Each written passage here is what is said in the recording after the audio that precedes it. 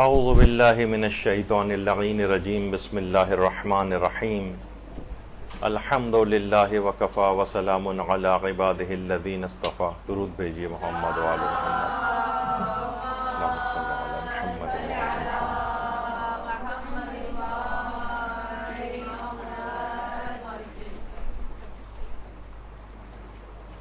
صرف ایک روز درمیان میں ہے اور اس کے بعد 20 سفر کو امام حسین علیہ الصلوۃ والسلام کا 40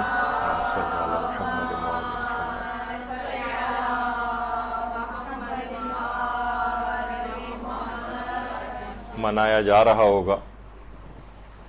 40 حسینی کو کہا جاتا ہے کہ واقعتاً یہ ایک زندہ معجزہ ہے, زندہ معجزہ. اور کہا جاتا ہے کہ اتنا چھوٹا سا شہر ہے کربلا, کروڑوں لوگوں کا اس چھوٹے سے شہر میں آنا, یہاں پر کھانا پینا, یہاں پر عبادات اور مراسم عزاداری کو انجام دینا اور بغیر کسی مشکل کے اپنے وطن واپس چلے جانا, اور وہاں کے مقامی باشندوں کی عقل انسانی کو حیران کر دینے والی میزبانی حقیقتاً ایک معجزے سے کم نہیں محسوس ہوتی. ایک عجیب و غریب اس 40 کے اندر ثمرات موجود ہیں, عجیب و غریب اس رسم اعضاء میں, اور یہ جو شرعی طور پر ایک فریضہ بھی ہے اس کے اندر جو بھی آگے چل کر ہم ذکر کریں گے. انتہائی حیران کن یہ تمام چیزیں. اچھا, وہاں پر ہم دیکھتے ہیں کہ جو غریب سے غریب افراد بھی ہیں, یہ غریب ہوں امیر ہوں واقعتاً, اچھا عام طور پر اگر ہم جائیں تو عراقی ہر دفعہ اس طرح سے نہیں ہوتے, ہر دفعہ ان کی میزبانی ایسی نہیں ہوتی, لیکن ادھر 40 آتا ہے اور ادھر تمام عراقیوں کا یا وہاں کے مقامی افراد کا اچانک سے بالکل تبدیل ہو جاتا ہے رویہ معجزانہ طور پر. ہر شخص نکل آتا ہے زائرین کی خدمت کے لیے. اچھا, بہت سی جگہوں کے اوپر ہم دیکھتے بھی ہیں, جیسے اور ممالک جہاں پر حج ہوتا ہے, عمرہ ہوتا ہے, وہاں کے مقامی افراد میں کبھی کوئی تبدیلی اس لحاظ سے دیکھنے میں نہیں آتی. میں کسی ظاہر مذہبی تعصب کی بنا پر یہ بات نہیں کہہ رہا, ہر شخص وہاں پہ آبزرو کر سکتا ہے. ایک حقارت آمیز سلوک عام طور پر وہاں پہ انتظامیہ کی طرف سے بھی ہوتا ہے اور عام افراد بھی تقریباً عجیب ایک رویے کے ساتھ ملتے ہیں. لیکن واقعی 40 حسینی کے موقع پر وہاں کے غریب افراد جس کے پاس کوئی حیثیت کچھ نہیں بھی ہے, وہ بھی کم سے کم کچھ نہیں تو شربت پلا دے گا, کچھ نہیں تو صرف پانی ہی پلا دے گا, لیکن میزبانی ضرور کرے گا.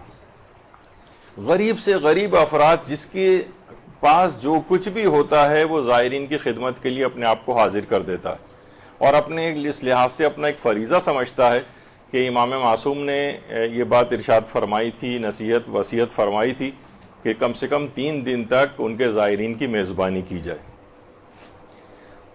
تو اپنی استطاعت کے مطابق ہر شخص 40 حسینی کے اندر حصہ ڈالتا ہے.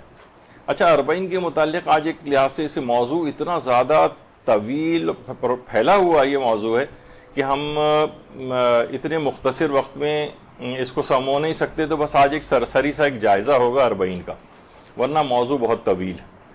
تو غریب سے غریب خواتین بھی وہاں تندور لگاتی ہیں, روٹیاں لگا رہی ہوتی ہیں, اور زائرین کو کسی بھی اعتبار سے جو خدمت ہے وہ انجام دے رہی ہوتی ہیں. چھوٹی بچیاں ہیں, کچھ نہیں تو ٹیشو پیپر کے باکسز لے کے کھڑی ہو جاتی ہیں اور ٹیشو پیپر کے ذریعے ہی زائرین کی خدمت کر رہی ہوتی ہیں.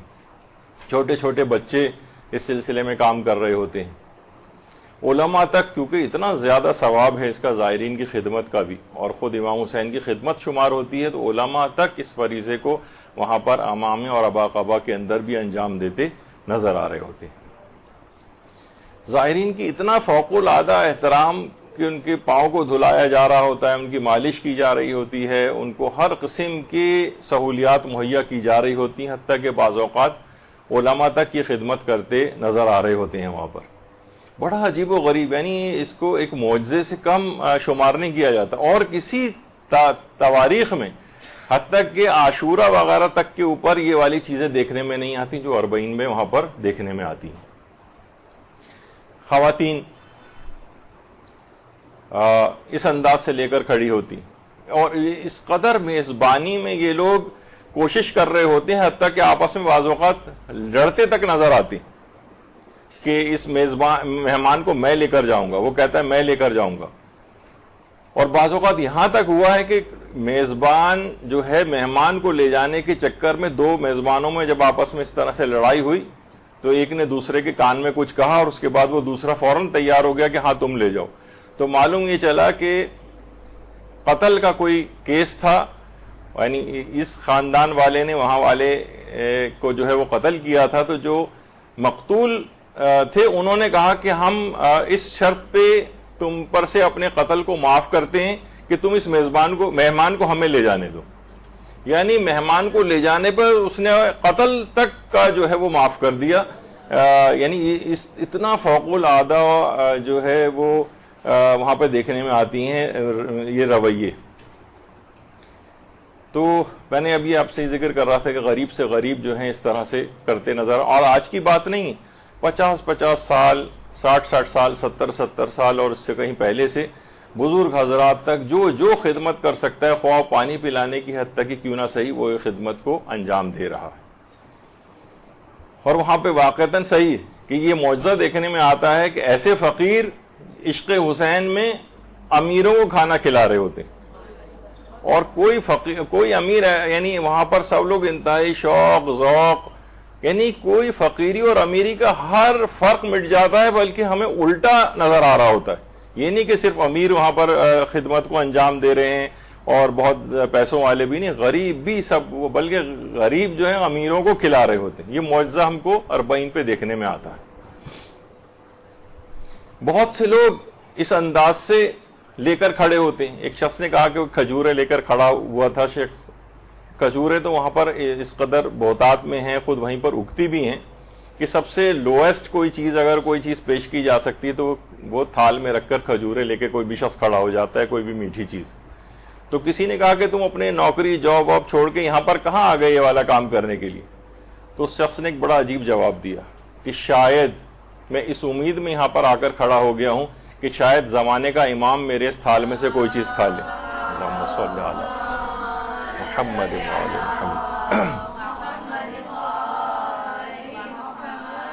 تو اخلاص نیت کے ساتھ کس طریقے سے یہ لوگ وہاں پر آ رہے ہوتے ہیں، کام کر رہے ہوتے ہیں۔ یہاں تک لوگوں نے دیکھا، کچھ زائرین گئے ہوئے تھے وہاں پر، وہ بتاتے ہیں کہ ہم کسی جگہ تھک کر بیٹھ جاتے تھے، ایک جگہ تھک کر بیٹھے تو دیکھا کہ پیچھے سے کوئی آ کر کھڑا ہو گیا شخص، ہم پر سایہ کر رہا ہے۔ تو ہم نے سوچا، اگنور کیا، آگے بڑھ کر کہیں بیٹھے، وہ وہاں پر بھی آ گیا۔ کہا کہ یہ ایسا کیوں کر رہے ہو؟ کہا کہ میں اتنا غریب ہوں کہ ایک پیسہ بھی خرچ نہیں کر سکتا، تو میں کم سے کم یہ کر سکتا ہوں کہ زائرین پر دھوپ پڑنے سے بچاؤں اور اب آپ کو اپنے سائے میں لے لوں۔ کتنی عجیب و غریب وہاں پر دنیا ایک نظر آتی ہے 40 کے موقع پر۔ یہ بھی آیت اللہ شیخ ناصر مکارم شیرازی فرماتے ہیں کہ 40 اپنی جلالت میں کسی قیامت سے کم نہیں۔ ایک قیامت سی ہم کو وہاں پر نظر آتی ہے، ایک قیامت ہے کہ دنیا میں اس کی کوئی شبیہ اور مثل موجود نہیں۔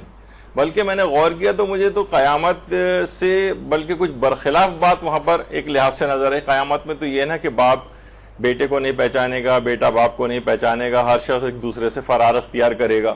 یہاں پر تو رشتہ داروں کو چھوڑیں، اجنبی افراد آپ سے آ کر تعلق پیدا کرنے کی کوشش کرتے ہیں اور آپ کی خدمت بڑھ کر کام کرنے کی کوشش کرتے ہیں۔ قیامت میں تو یہ تھا نا کہ وہاں ہر شخص ایک دوسرے کے حقوق جو غصب کیے ہوں گے اس وجہ سے ایک دوسرے سے فرار اختیار کرے گا، لیکن یہاں اجنبی آ کر آپ سے تعلق کو جوڑنے کی کوشش کرتا ہے۔ عجیب و غریب قسم کی قیامت ہے 40۔ تو فرماتے ہیں کہ 2 کروڑ یا اس سے بھی کچھ کم یا زیادہ افراد ان شہداء کے لیے جنہوں نے 1400 سال پہلے ظلم و ستم سے مبارزہ کیا اور اپنی عزت و شرف کا تحفظ کیا، ان کے لیے دور دراز علاقوں سے پیادہ ان کے مقبروں کی جانب سفر کرتے ہیں، حتیٰ کہ اپاہج اور ناتوان افراد بھی ان کے ساتھ ہوتے ہیں۔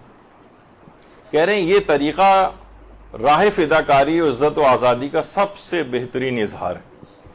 تو واقعتاً ایک عجیب و غریب دنیا ہے ایک اربعین. دیکھیے 40 ویسے تو گنتی کے اعتبار سے یہ کہا جاتا ہے کہ 40 کے عدد کو کہا جاتا ہے، اور ہمارے ہاں بھی جو ایک رسم رائج ہے جس کو 40واں کہا جاتا ہے، وہ اسی 40 ہی کا سمجھیں کہ اردو کے اندر نام ہے کہ اس کی جو شرعی حیثیت ہے وہ اس لحاظ سے ہی اپنے طور پر کی جاتی ہے کہ امام حسین علیہ السلام کا کیونکہ 40 ہے، اس لحاظ سے ہم اپنے بھی مرنے والوں کو اس انداز سے یاد کرتے ہیں 40. اور 40 کسی بھی چیز کو 40 دن تک متواتر انجام دینا، اس کو بھی 40 کہا جاتا ہے، یا جسے چلہ کاٹنا کہا جاتا ہے. کتنے عملیات میں آپ دیکھتی ہیں کہ جناب زیارت عاشورہ ہے وہ 40 روز پڑھی جائے، فلاں عمل ہے یہ 40 روز تک انجام دیا جائے، اس طرح سے. اور مصر کے ایک شہر کا نام بھی 40 ہے. اور اس والے 40 جو ابھی آ رہا ہے اس کی نسبت شہادت امام حسین کے 40ویں روز حضرت جابر بن عبداللہ انصاری اور اسیران اہل بیت جب قبر امام حسین پر پہنچے تھے، اس لحاظ سے اس کو 40 کہا جاتا. یہ ایک ایسا عدد ہے، اس پہ خود پوری ایک کلاس ہو سکتی ہے کہ 40 کے عدد کے اندر کیا کیا اسرار، رموز اور ایک لحاظ سے عرفانیت پوشیدہ. اس کے اندر کیسی کیسی برکتیں ہیں اس عدد کے اندر کہ علماء نے 40 کی احادیث کی شرحیں جو ہیں وہ لکھی ہیں. وہ روایت نہیں ملتی کہ جو بھی 40 احادیث کو یاد کرے گا قیامت کے دن فقیہ کے طور پر مشہور ہوگا. تو علماء نے 40 حدیثیں لکھ کے اس کی شرح لکھی ہے. مثلا چہل حدیث جو امام خمینی کی ہے، 40 حدیث کے نام سے جو عربی میں ہے، 40 شیخ بہائی ہے، الاربعینیات ہے، بہت ساری اس طرح کی کتابیں مسلسل 40 کے نام سے لکھی گئی ہیں. حتیٰ کہ علماء اہل سنت نے بھی 40 کے عدد کے اعتبار سے احادیث کی بہت ساری کتابیں 40 کے نام سے لکھی. تو 40 کا جو لفظ ہے 40 کا، اس کے اندر بڑے یعنی اتنا تفصیلی ہے جیسا کہ میں نے کہا کہ پوری کلاس اس کے اوپر ہو سکتی ہے، لیکن اتنا وقت نہیں ہے. اچھا، صرف امام حسین کا چہلم ہی کیوں، دیگر معصومین کا چہلم کیوں نہیں ہوتا ہے؟ تو آیت اللہ شیخ حافظ بشیر نجفی صاحب سے یہ سوال پوچھا گیا تھا کہ صرف امام حسین کا چہلم ہی کیوں منایا جاتا ہے. تو انہوں نے کہا کہ روایات میں فقط اور فقط صرف اور صرف امام حسین کے چہلم کی زیارت ائمہ سے وارد ہوئی، اور رسول اسلام سے لے کر امام زمانہ عجل اللہ تعالی فرجہ الشریف، اللہم صلی علی محمد،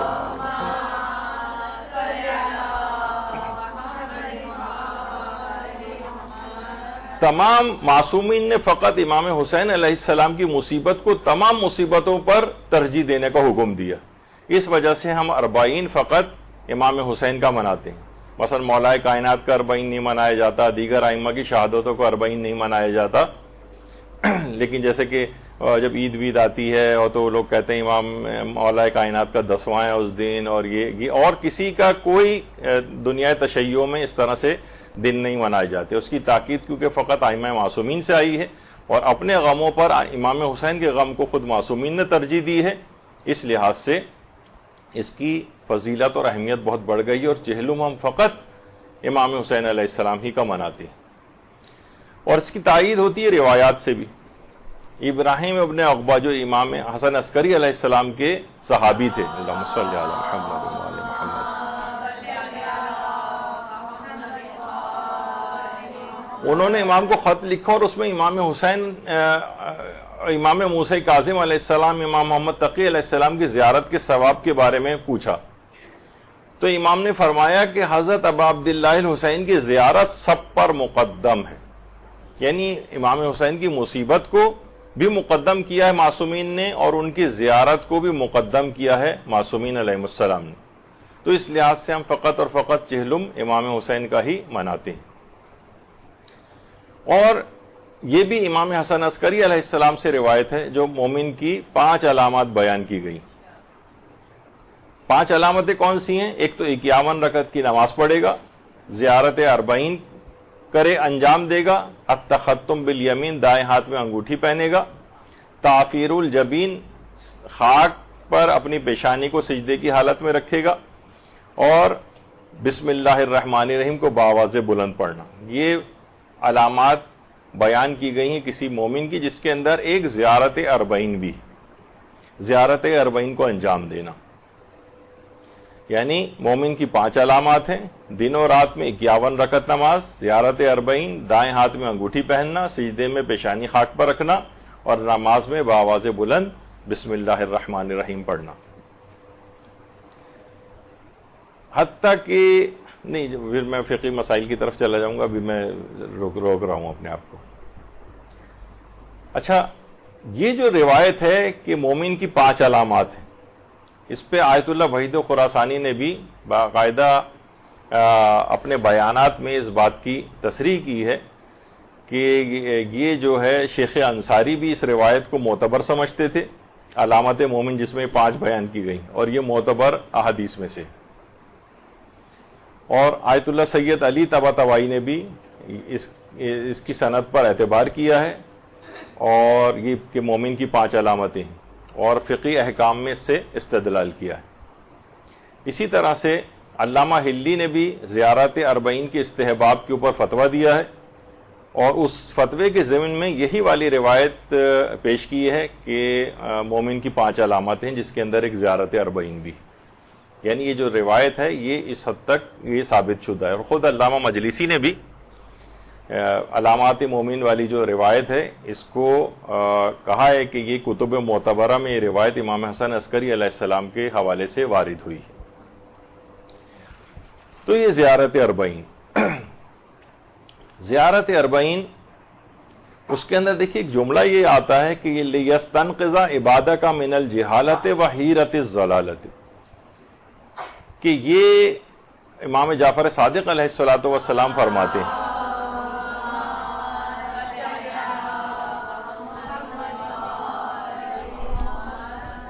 کہ امام حسین علیہ السلام نے اپنی جان تیری راہ میں قربان کر دی تاکہ تیرے بندوں کو جہالت و گمراہی سے نجات دلائے۔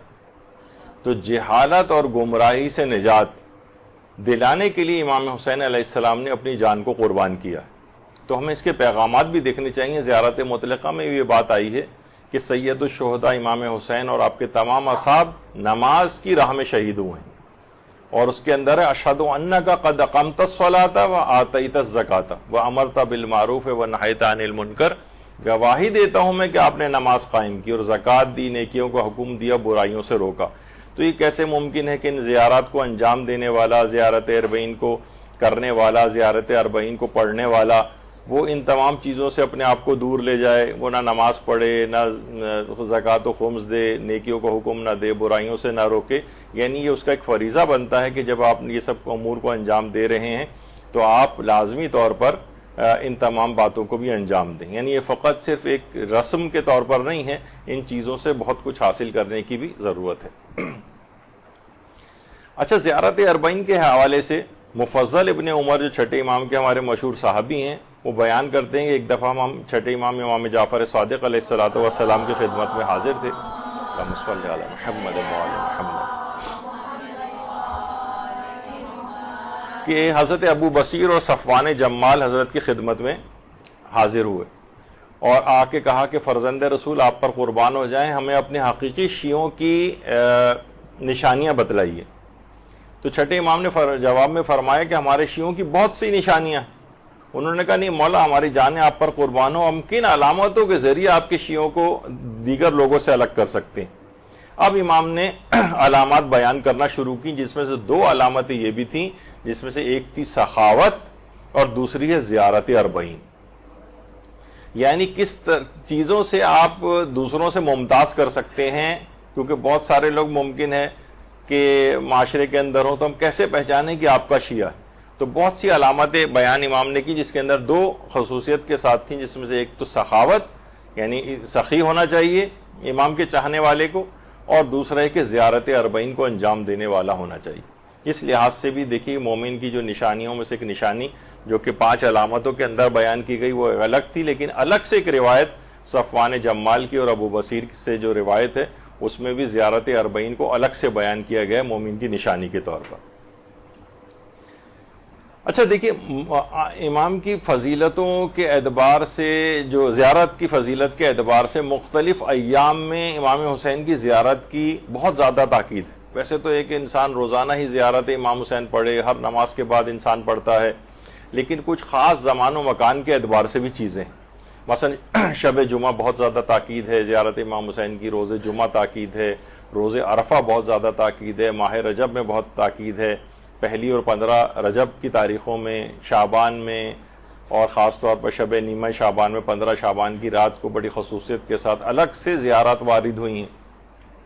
اچھا، اسی طرح سے 3 شعبان کو امام کی ولادت کے روز، اور اسی طرح سے ماہ رمضان المبارک میں 15 رمضان اور آخری جو رمضان کی تاریخیں ہیں، اس طرح شب اول رمضان ہے، شب آخر رمضان ہے، شب قدر میں خاص طور پہ 23ویں رمضان کی جو شب ہے اس میں شب عید الفطر کو زیارت امام حسین پڑھی جائے، شب عید قربان کو پڑھی جائے، اسی طرح روز مباہلہ اور روز نزول آیت حلطہ اور شب عاشورہ، روز عاشور اور اربعین، یعنی یہ ساری فضیلتوں کے اعتبار سے نہیں کوئی دن اور زمانہ ایسا نہیں نظر آ رہا۔ کچھ زمانوں میں تو بہت تاکید ہے، اور شیعت کے اندر تو ہر نماز کے بعد زیارت کے اس لحاظ سے کم 3 دفعہ تو زیارت الگ سے پڑھی ہی جاتی ہے امام حسین کی۔ لیکن کچھ خاص ایام میں بہت زیادہ تاکید ہے، ان خاص الخاص ایام میں سے ایک روز اربعین بھی ہے، خاص الخاص ایام میں سے، اور اس قدر ہے کہ اللہ کو تمام اعمال میں سب سے زیادہ محبوب قبر امام حسین کی زیارت ہے۔ یہ چھٹے امام کا ارشاد گرامی، اللہم صلی علی محمد وعلی محمد، سب سے زیادہ۔ اچھا، اسی طرح سے معصومین کی سیرت میں ایک چیز اور بھی تھی جو اب بھی لوگ اس کو اڈاپٹ کر سکتے ہیں، کہ چھٹے امام اور امام علی نقی علیہ السلام سے نقل ہوا ہے کہ وہ بیماری کے وقت اپنی نیابت میں امام حسین کی زیارت اور زیارت کی دعا کے لیے دوسرے افراد کو بھیجا کرتے تھے نائب بنا کر۔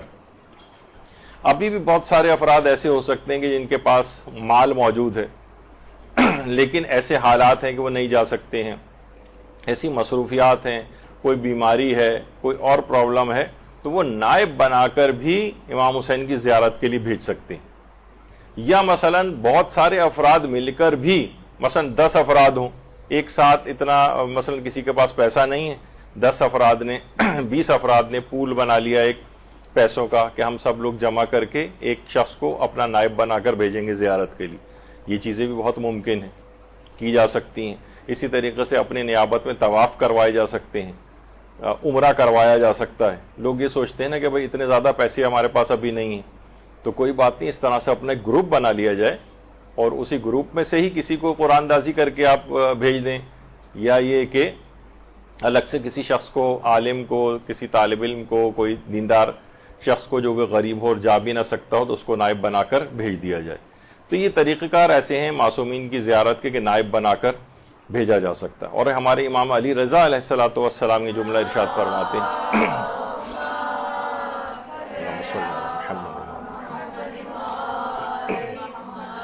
کہ جو شخص بھی فرات کے کنارے حضرت ابا عبداللہ الحسین کی زیارت کرتا ہے وہ اس شخص کی طرح ہے کہ جیسے اس نے عرش پر پروردگار عالم کی زیارت کی ہو۔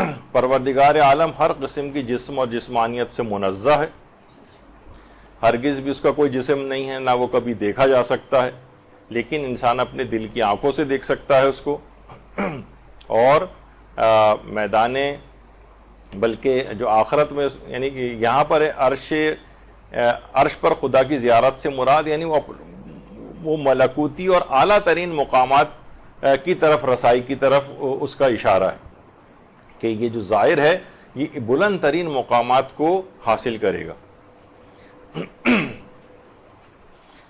جب یہ آداب زیارت میں ایک چیز آئی ہے کہ جب زائر وہاں پر پہنچتا ہے فرات پر تو وہ 100 مرتبہ اللہ اکبر کہے اور 100 مرتبہ لا الہ الا اللہ کہے اور 100 مرتبہ محمد و آل محمد علیہ السلام پر درود بھیجے۔ اللہم صلی علی محمد و آل محمد۔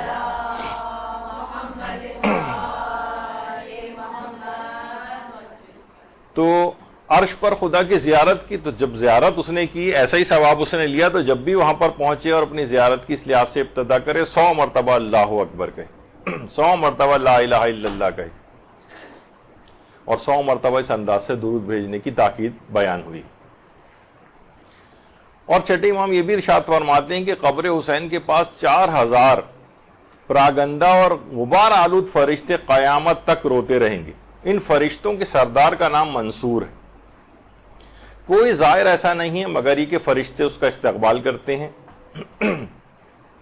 اور کوئی ودا ہونے والا ودا نہیں ہوتا ہے مگر یہ فرشتے اس کے ساتھ ساتھ چلتے ہیں، کوئی زائر مریض نہیں ہوتا مگر فرشتے آ کر اس کی عیادت کرتے ہیں، کوئی زائر مرتا نہیں ہے مگر یہ فرشتے اس کے اوپر نماز جنازہ پڑھتے ہیں اور اس کے مرنے کے بعد اس کے لیے استغفار کرتے ہیں، آخر وقت تک فرشتے اس کے ساتھ ساتھ رہتے ہیں اس زائر کے۔ اور یہ بھی فرمایا امام نے، چھٹے امام فرماتے ہیں کہ امام حسین علیہ السلام نے خود یہ بات فرمائی ہے کہ اگر میرے زائر کو معلوم ہو جائے کہ اللہ نے اس کے لیے کیا اجر مقرر کر رکھا ہے تو اس کی خوشی اس کے غم سے بڑھ جائے، اور جب بھی امام کا زائر زیارت کر کے واپس ہوتا ہے تو اس پر کوئی گناہ باقی نہیں رہتا۔ اس قدر یہ زیارتوں، اچھا یہ جو بھی 40 کے لیے گئے ہوئے ہیں ان کے لیے یہی تمام ثواب ان کے لیے بھی ہیں۔ اور 5ویں امام یہ جملہ بھی ارشاد فرماتے ہیں کہ جو شخص ہمارے شیعوں میں سے قبر حسین پر نہیں آیا تو اس کا ایمان اور دین ناقص ہوا، اگر وہ جنت میں داخل ہو بھی گیا تو مومنین سے کمتر درجے میں ہوگا۔ اس پہ لوگ بہت شور مچاتے ہیں اور ایسی حدیثوں کو معاذ اللہ خرافات قرار دے رہے ہوتے ہیں اور بغیر سوچے سمجھے۔ بھائی آپ خود سوچیے کہ جو بھی اس قسم کی بات ہے، کیا یہ اس شخص کے لیے ہوگی کہ جو ناچار اور مجبوری کی وجہ سے نہ کر سکا ہو؟ نہیں، یہ اس افراد کے لیے تھوڑی سی انسان اپنی عقل استعمال کرے، ان افراد کے لیے کہ جن کے پاس پیسہ بھی ہے، امکانات بھی موجود ہیں، اور وہ لاپرواہی اور حقارت سے کام لیتے ہوئے زیارت امام حسین کے لیے نہیں جا رہا ہے۔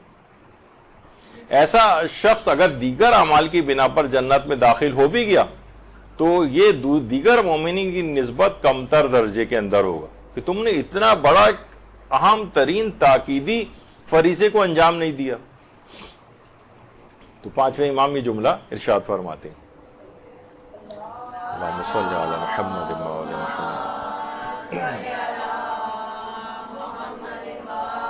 اور امام جعفر صادق علیہ السلام کی جملہ ارشاد فرماتے ہیں کہ امام حسین کی زیارت کرنے والوں کے دن ان کی عمروں میں شمار نہیں کیے جاتے، نہ ہی ان کے آخری وقتوں میں شمار ہوں، یعنی ان کی عمر میں سے وہ دن مائنس ہو جاتے ہیں، یعنی ان کی عمر میں سے کم نہیں کیے جاتے۔ چھٹے امام نے یہ جملات ارشاد فرمائے ہیں، اور یہی بات کو آیت اللہ نوری حمدانی نے اپنے ایک درس میں بھی بیان کیا کہ زیارت امام حسین کے لیے گزارے گئے دن زائر کی عمر میں سے کم نہیں ہوتے۔ اصلاً وہ چھٹے امام کی حدیث ہے۔ زائرین امام حسین کے لیے اس قدر فرشتے دعائیں کرتے ہیں کہ امام نے فرمایا، اے معاویہ ابن وہب راوی سے، آسمان میں امام حسین کے زوار کے لیے دعا کرنے والوں کی تعداد زمین میں ان کے لیے دعا کرنے والوں کی تعداد سے بھی بہت زیادہ۔ زمین میں اتنی دعا کرنے والے افراد نہیں جتنا ان کے لیے آسمانوں میں دعا کرنے والے افراد ہیں۔ اور یہ بھی روایت کے اندر آیا کہ جو شخص بھی امام حسین کے حق کو پہچانتے ہوئے ان کی زیارت کرے تو اللہ اس کے نامہ اعمال میں 1000 مقبول حج اور 1000 مقبول عمروں کا ثواب لکھ دیتا ہے اور اس کے اگلے اور پچھلے تمام گناہوں کو معاف کر دیتا ہے۔ لوگ حیران ہوتے ہیں، 1000 مقبول حج، 1000 مقبول عمرے۔ جی ہاں، اس میں حیرانگی کی کوئی بات نہیں ہے، اسی طرح سے ہی اس کا ثواب ملا کرتا ہے، ثواب زیارت امام حسین۔ حذیفہ بن منصور سے بھی روایت ہے، ایک دفعہ چھٹے امام نے مجھ سے پوچھا، وہ فرماتے ہیں کہ تم نے کتنے حج کیے ہیں؟ تو راوی نے کہا کہ مولا میں نے 19 حج کیے ہیں۔ تو امام نے فرمایا اگر تم نے 21 حج تم نے اگر پورے کر لیے تو تم اس شخص کی طرح ہو جاؤ گے جس نے امام حسین کی زیارت کی۔ 21 حج کا ثواب برابر ہوگا کس کے؟ امام حسین کی زیارت کی۔ کس قدر تاکید ہے زیارت امام حسین کی، کس قدر ثواب ہے۔ اور یہ بھی روایت میں آیا ہے کہ چھٹے امام جعفر صادق علیہ السلام، اللہم صلی علی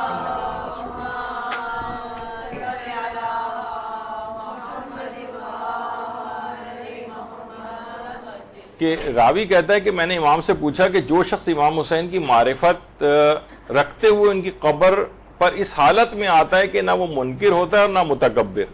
دیکھیے بہت سارے لوگ وہ ممکن ہے اس طرح سے چلے جائیں کہ وہ امام حسین کی عظمت سے کو نہ مانتے ہوں، بس ایسی چلے گئے ذرا گھومنے پھرنے کے اعتبار سے۔ اگرچہ یہ کہا یہ جاتا ہے کہ دنیا میں اور تمام علاقوں کے اندر انسان گھومنے پھرنے جاتا ہے، لیکن امام حسین کربلا وہ واحد جگہ ہے جہاں اس نیت سے کوئی نہیں آتا، تو نہ وہ منکر ہوتا ہے اور نہ متکبر ہوتا ہے۔ اگر اس حالت میں وہاں پر آیا تو اس کے لیے کیا اجر و ثواب ہے؟ امام نے فرمایا اس کے لیے 1000 مقبول حج اور 1000 مبرور عمرے لکھے جائیں گے، یعنی قبول شدہ، اور وہ اگر بدنصیب بھی ہوگا تو سعادت مندوں میں شمار کیا جائے گا اور مسلسل رحمت الہی کی آغوش میں رہے گا۔ درود بھیجیے محمد علیہ۔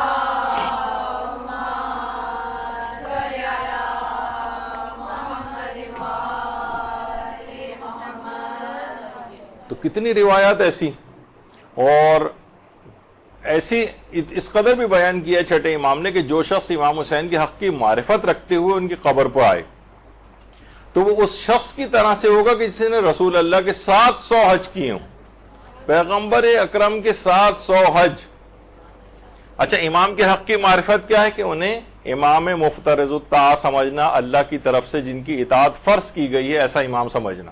کیونکہ بہت سے لوگ بھی کہہ دیتے ہیں جو کہ امام حسین علیہ السلام کو اس انداز سے امام نہیں مانتے ہیں، وہ بھی کہتے ہیں امام حسین علیہ السلام، تو وہ نہیں، ایسا کم سے کم معرفت ان کی یہ ہے کہ انہیں ایسا اللہ کی طرف سے کہ جن کو امام بنایا گیا ہے اور ان کی اطاعت ہم پر فرض قرار دی گئی، جو کہ ہمارا عقیدہ امامت ہے، اس لحاظ سے اگر کوئی یہ کم سے کم حق معرفت ہے کہ جس پہ کم سے کم تمام شیعہ پورے اترتے ہیں، کہ اس کا ثواب یہ بیان کیا گیا ہے کہ وہ اس شخص کی مانند ہے کہ گویا اس نے 100 حج پیغمبر اسلام کے ساتھ کیے ہوں۔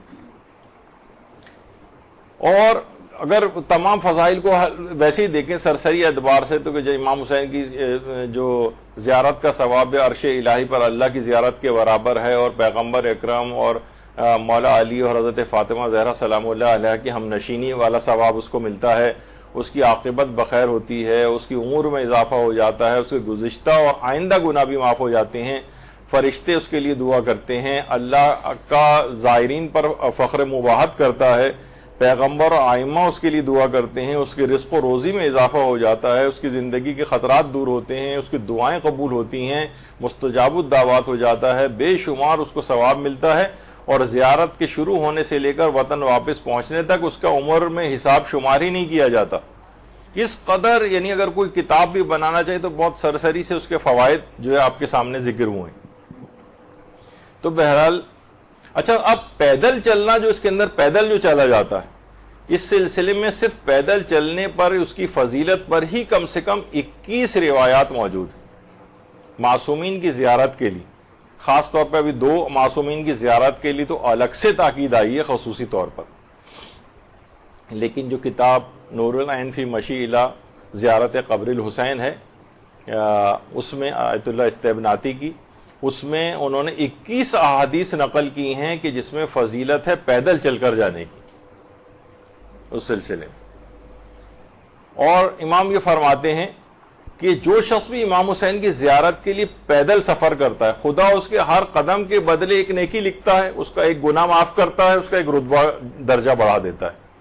اور زیارت کے لیے جب وہ جاتا ہے تو اللہ 2 فرشتوں کو مقرر کرتا ہے تاکہ اس کے منہ سے جاری ہونے والے ہر خیر کو تحریر کرے، اور جو شر اور برائی بھی وہ اگر اس سے انجام پا جاتی ہے تو اس کو تحریر میں نہ لے کر آئیں، اور لوٹتے وقت اسے الوداع کہتے ہیں فرشتے، اور کہتے ہیں خدا کے ولی تیرے سارے گناہ بخشے جا چکے ہیں، اور تو اللہ کی جماعت میں، رسول اللہ کی جماعت میں اور اہل بیت کی جماعت میں شامل ہو چکا ہے۔ خدا کی قسم اب تو کبھی جہنم کی آگ کو نہ دیکھے گا، اور جہنم کی آگ تجھے نہ دیکھے گی، اور نہ ہی تجھ کو اپنا لقمہ بنائے گی۔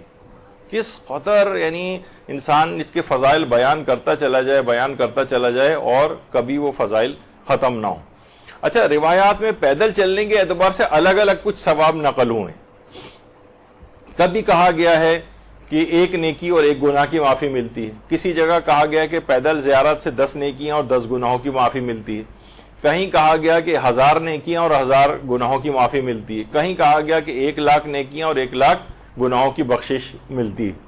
تو علماء نے یہ کہا ہے کہ ممکن ہے ثواب کا جو فرق ہو، یہ زیارت پہ جانے والوں کی جو راہ میں سختیاں ہوتی ہیں، کسی کو کم سختی ہے تو اس کا نسبتاً ثواب کم ہے، کیونکہ جو زیادہ سختی اور مشقت سے عمل انجام دیا جائے اس کا ثواب بڑھ جاتا ہے۔ حالات ایسے ہیں، مشکلات ہو رہی ہیں، کووڈ کے خطرات موجود ہیں، یا اور بم دھماکے ہو رہے ہیں، معاذ اللہ خدا نخواستہ حالات خراب ہو رہے ہیں بہت۔ اب کچھ افراد اسی کے اندر جا رہے ہیں مشکلات کو برداشت کرتے ہوئے، ان کا اجر و ثواب بڑھ جائے گا بنسبت بالکل سیف اینڈ ساؤنڈ حالات کے اندر اگر کوئی جائے۔ اسی اعتبار سے جو زیارت کرنے جا رہا ہے اس کی معرفت کے اعتبار سے ثواب کم اور زیادہ ہوتا ہے۔ ایک نسبتاً لاوالی سا شخص ہے اور ایک ہے بہت بامعرفت شخص ہے، اس کا ثواب یقیناً بڑھے گا، دوسرے کا ممکن ہے کہ ثواب اس کا کم ہو جائے۔ تو ثواب کی یہ تفاوت اور یہ جو ہے آپس میں روایات کا ٹکراؤ نہیں ہے، بلکہ یہ بہت سارے فیکٹرز کو دیکھتے ہوئے یہ والے فرق موجود ہیں ثوابوں میں۔ اس قدر زیارت اربعین کی اہمیت ہے کہ آیت اللہ ناصر مکارم شیرازی فرماتے ہیں کہ پا پیادہ یعنی پیدل جانا امام حسین کی زیارت کے لیے ان کے بلند و بالا مقام کی تعظیم و تکریم کے اظہار کا ایک طریقہ ہے۔ اتنی بڑی قربانی دی ہے انہوں نے، اور یہ ایک تبلیغ بھی ہے، پوری دنیا متوجہ ہو رہی، کیا ہو رہا ہے پوری دنیا متوجہ ہو رہی، پوری دنیا کی کوشش بھی ہوتی ہے کسی طرح سے اس کو میڈیا پہ نہ آنے دیا جائے، لیکن ہر جگہ اس کا پیغام جو ہے پھر بھی پھیل رہا ہوتا ہے۔ چہلم کے پیدل سفر کے متعلق بھی آیت اللہ تقی بہجت فرماتے تھے کہ روایات میں کہ جس وقت امام زمانہ ظہور فرمائیں گے، اللہم صلی علی محمد و علی محمد،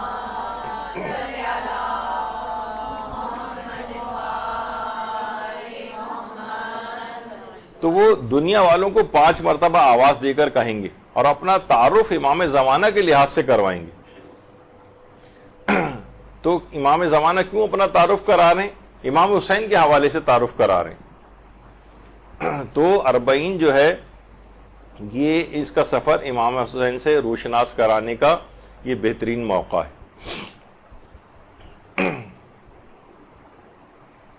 اچھا، معصومین کی جو پیدل زیارت ہے، اس سلسلے میں بہت سارے استفتاء بھی علماء سے کیے گئے کہ اس کی شرعی دلیل کیا ہے، پیدل کیوں جائیں؟ تو ابھی آیت اللہ سید محمد سعید الحکیم طباطبائی، جن کا ابھی تھوڑے ہی دن پہلے انتقال ہوا ہے، تو آیت اللہ سید محمد حسین طباطبائی جو ہیں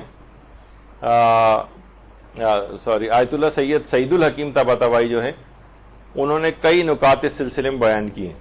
اچھا، آیت اللہ سیستانی کو ان کے انتقال پر اس قدر تکلیف اور دکھ پہنچا کہ ان کے اپنے رشتہ داروں سے ملاقات کے وقت انہوں نے کہا کہ دنیا میں سب سے زیادہ دکھ اور غم ان کے انتقال پر مجھے پہنچا ہے۔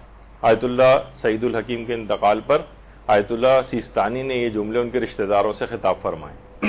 ان کا یہ استفتاء ہے، کہہ رہے ہیں اصلاً مقامات مقدسہ کی جو پیدل زیارت ہے اس میں کچھ نکات کو مد نظر رکھنے کی وجہ سے شرعاً مطلوب ہے یہ عمل۔ ایک تو یہ کہ روایت میں اس بات کی بہت تشویق دلائی گئی کہ امام علی اور امام حسین علیہ السلام کی زیارت پیدل انجام دی جائے۔ ان دو معصومین کی زیارت کے لیے الگ سے پیدل چلنے کا حکم ہے، مولا کائنات اور امام حسین علیہ السلام۔ اور اسی طرح سے زیارت انجام دینا ائمہ علیہم السلام کے ذکر کو زندہ کرنے کے مترادف ہے، ان کی مظلومیت کا اظہار ہوتا ہے اور اللہ کی راہ میں ان کی عظیم قربانی اور معرفت کا اظہار ہے۔ ایک ہی وجہ یہ ہے۔ اور امام حسین کی اربعین کے دن کی زیارت بعض روایتوں میں وارد ہوئی ہے، بس اس اعتبار سے امر جو ہے شرعاً مطلوب عمل ہے، اور مزید رجحان پیدا ہو جاتا ہے اس میں کہ اربعین پہ بھی انسان پیدل زیارت کے لیے جائے۔ تو پیدل زیارت کے لیے جانا یعنی بہت جہتوں سے یہ ایک بہت مطلوب عمل ہے اور شرعاً رجحان شرعی رکھتا ہے۔ سب سے پہلے جو اربعین کا سفر کب سے شروع ہوا؟ ویسے تو آیت اللہ محمد علی قاضی طباطبائی فرماتے ہیں کہ اربعین کے لیے کربلا کا سفر اختیار کرنا ائمہ معصومین کے زمانے میں بھی شیعان اہل بیت کے درمیان رائج رہ چکا ہے، حتیٰ کہ بنو امیہ اور بنو عباس کے جو خطرناک ترین ادوار تھے اس میں بھی شیعہ اس سفر کے پابند تھے، اور وہ اس عمل کو شیعان اہل بیت کی سیرت مستمرہ یعنی مسلسل ہمیشہ جاری رہنے والی سیرت سمجھتے ہیں۔ یعنی یہ کربلا کا سفر کرنا اربعین کے موقع پر یہ شیعت میں شروع سے رائج رہا ہے، لیکن باقاعدہ نجف سے کربلا جانا، باقاعدہ نجف سے کربلا جانا بطور رسم، اس کی ابتدا کس نے کی؟ تو یہ کہا جاتا ہے کہ محدث مرزا حسین نوری انہوں نے باقاعدہ اس کی ابتدا کی تھی، اور اسی 40 کے سفر کے درمیان میں ہی پیدل جب چلتے ہوئے جا رہے تھے تو ان کا انتقال ہو گیا تھا، اور نجف میں حرم امیر المومنین میں ہی محدث نوری کو دفن کیا گیا۔ اللہم صلی علی محمد۔ یہ کیا ہے؟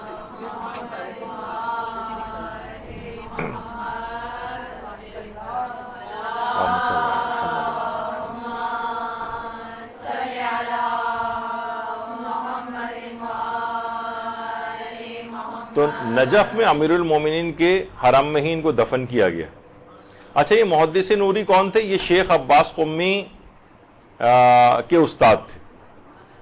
شیخ عباس قمی جنہوں نے مفاتیح الجنان لکھی ہے، یہ ان کے استادوں میں شامل تھے، اور ان کی کتاب لولو والمرجان سب سے مشہور کتاب ہے محدث نوری کی، اور 1902 میں ان کا انتقال ہوا۔ تو انہوں نے اس رسم کی ابتدا کی۔ اچھا، بعض علماء یہ کہتے ہیں کہ نہیں، اس کی ابتدا شیخ مرتضیٰ انصاری نے کی تھی، جن کا انتقال 1281 قمری میں ہوا تھا، اور اس کے بعد کچھ عرصے کے لیے سلسلہ منقطع ہو گیا، اور پھر محدث نوری نے دوبارہ اس رسم کو جاری کیا تھا۔ تو اصلاً اس کی ابتدا شیخ مرتضیٰ انصاری نے کی تھی۔ شیخ مرتضیٰ انصاری کون تھے؟ یعنی جن کو خاتم الفقہاء والمجتہدین کہا جاتا ہے، خاتم الفقہاء والمجتہدین، اور کتنی کتابیں حوزہ علمیہ میں ان کی پڑھائی جاتی ہیں، رسائل ہے، مقاصد محرمہ ہے، اور فرائض الاصول وغیرہ ہے جو کہ پڑھائی جاتی۔ اور یہ شیخ مرتضیٰ انصاری وہی ہیں جو حضرت جابر بن عبداللہ انصاری کی نسل سے، جن سے جو حدیث قصہ کے بھی راوی ہیں جابر بن عبداللہ انصاری، اور چہلم والی روایت میں بھی جابر بن عبداللہ انصاری کا تذکرہ آپ سنتی ہیں۔ اور یہ بھی حرم امیر المومنین علیہ السلام میں مدفون ہے شیخ مرتضیٰ انصاری۔ ان کی والدہ کے متعلق کہا جاتا ہے کہ وہ اس قدر عبادات اور نماز شب وغیرہ کی پابند تھیں، اس قدر عبادات اور نماز شب کی پابند تھیں کہ شدید ترین سردیوں میں بھی جب برف باری ہو رہی ہوتی تھی اس وقت بھی وضو کر کے نماز شب کو پڑھا کرتی تھی، اور کبھی ایسا نہیں ہوا کہ شیخ انصاری کی جب پیدائش ہوئی تھی اور دودھ پلائی کا زمانہ تھا ان کی، تو ایک دفعہ بھی انہوں نے بغیر وضو کیے ان کو دودھ پلایا۔ تو ایسا پھر عالم شیخ انصاری جیسا بننا ہی تھا۔ اور زہد اس قدر تھا شیخ انصاری کا کہ جس وقت انتقال ہوا ہے کوئی بھی ان کے پاس پیسے وغیرہ نہیں تھے، یہاں تک کہ ایک مالدار شخص نے پیسے وغیرہ دے کر ان کی تجہیز و تکفین کروائی تھی۔ تو ابتدا کہا جاتا ہے کہ شیخ انصاری نے کی تھی، شیخ مرتضیٰ انصاری نے۔ ان کے انتقال کے بعد کچھ عرصے کے لیے سلسلہ موقوف ہو گیا تھا، اور محدث نوری نے باقاعدہ نجف سے کربلا پیدل جانے والی رسم کو اجرا کیا تھا۔ اور آپ سے ابھی کا نہیں، ابھی جو آپ دیکھ رہی ہیں ٹی وی وغیرہ پر کہ بہت زیادہ لوگ تعداد میں جا رہے ہیں، اس زمانے کی بات ہے 1967 میں جو کتاب لکھی گئی تھی، تو اس کے مؤلف نے یہ بات لکھی تھی سید جواد شبر نے، کربلا میں 40 حسینی کے موقع پر کہہ رہے ہیں 10 لاکھ افراد پہنچے ہیں وہاں پر کربلا، یعنی 1967 میں 10 لاکھ افراد۔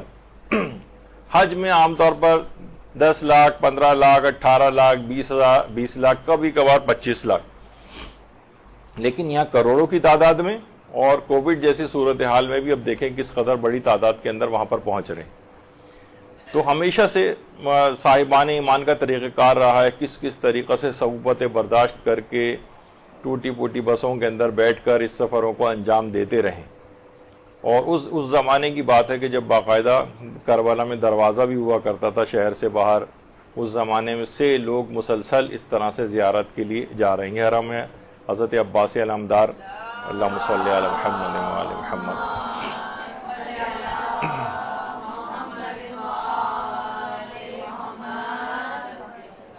تو کس طرح سے لوگ پیدل چل چل کے جاتے تھے۔ 1916 میں دیکھیں کربلا کی جانب پیادہ روی، کتنی بڑی تعداد میں لوگ اس طرح سے جا رہے ہیں۔ 1916 اس میں سے تو تقریباً موجود بھی نہیں ہوں گے لوگ اس وقت دنیا میں، لیکن یہ سب کے سب اب جوارے امام حسین علیہ السلام میں انشاءاللہ پہنچ چکے ہوں گے اور اپنے انعامات کو پا رہے ہوں گے۔ کتنی مرتبہ زیارت امام حسین کی جائے؟ تو دیکھیے امام حسین کی زیارت سال کے تمام ایام میں جب بھی انسان آمادہ رکھتا ہو بہت پسندیدہ ہے، لیکن امام جعفر صادق علیہ السلام فرماتے ہیں اللہم صلی علی محمد وعلی محمد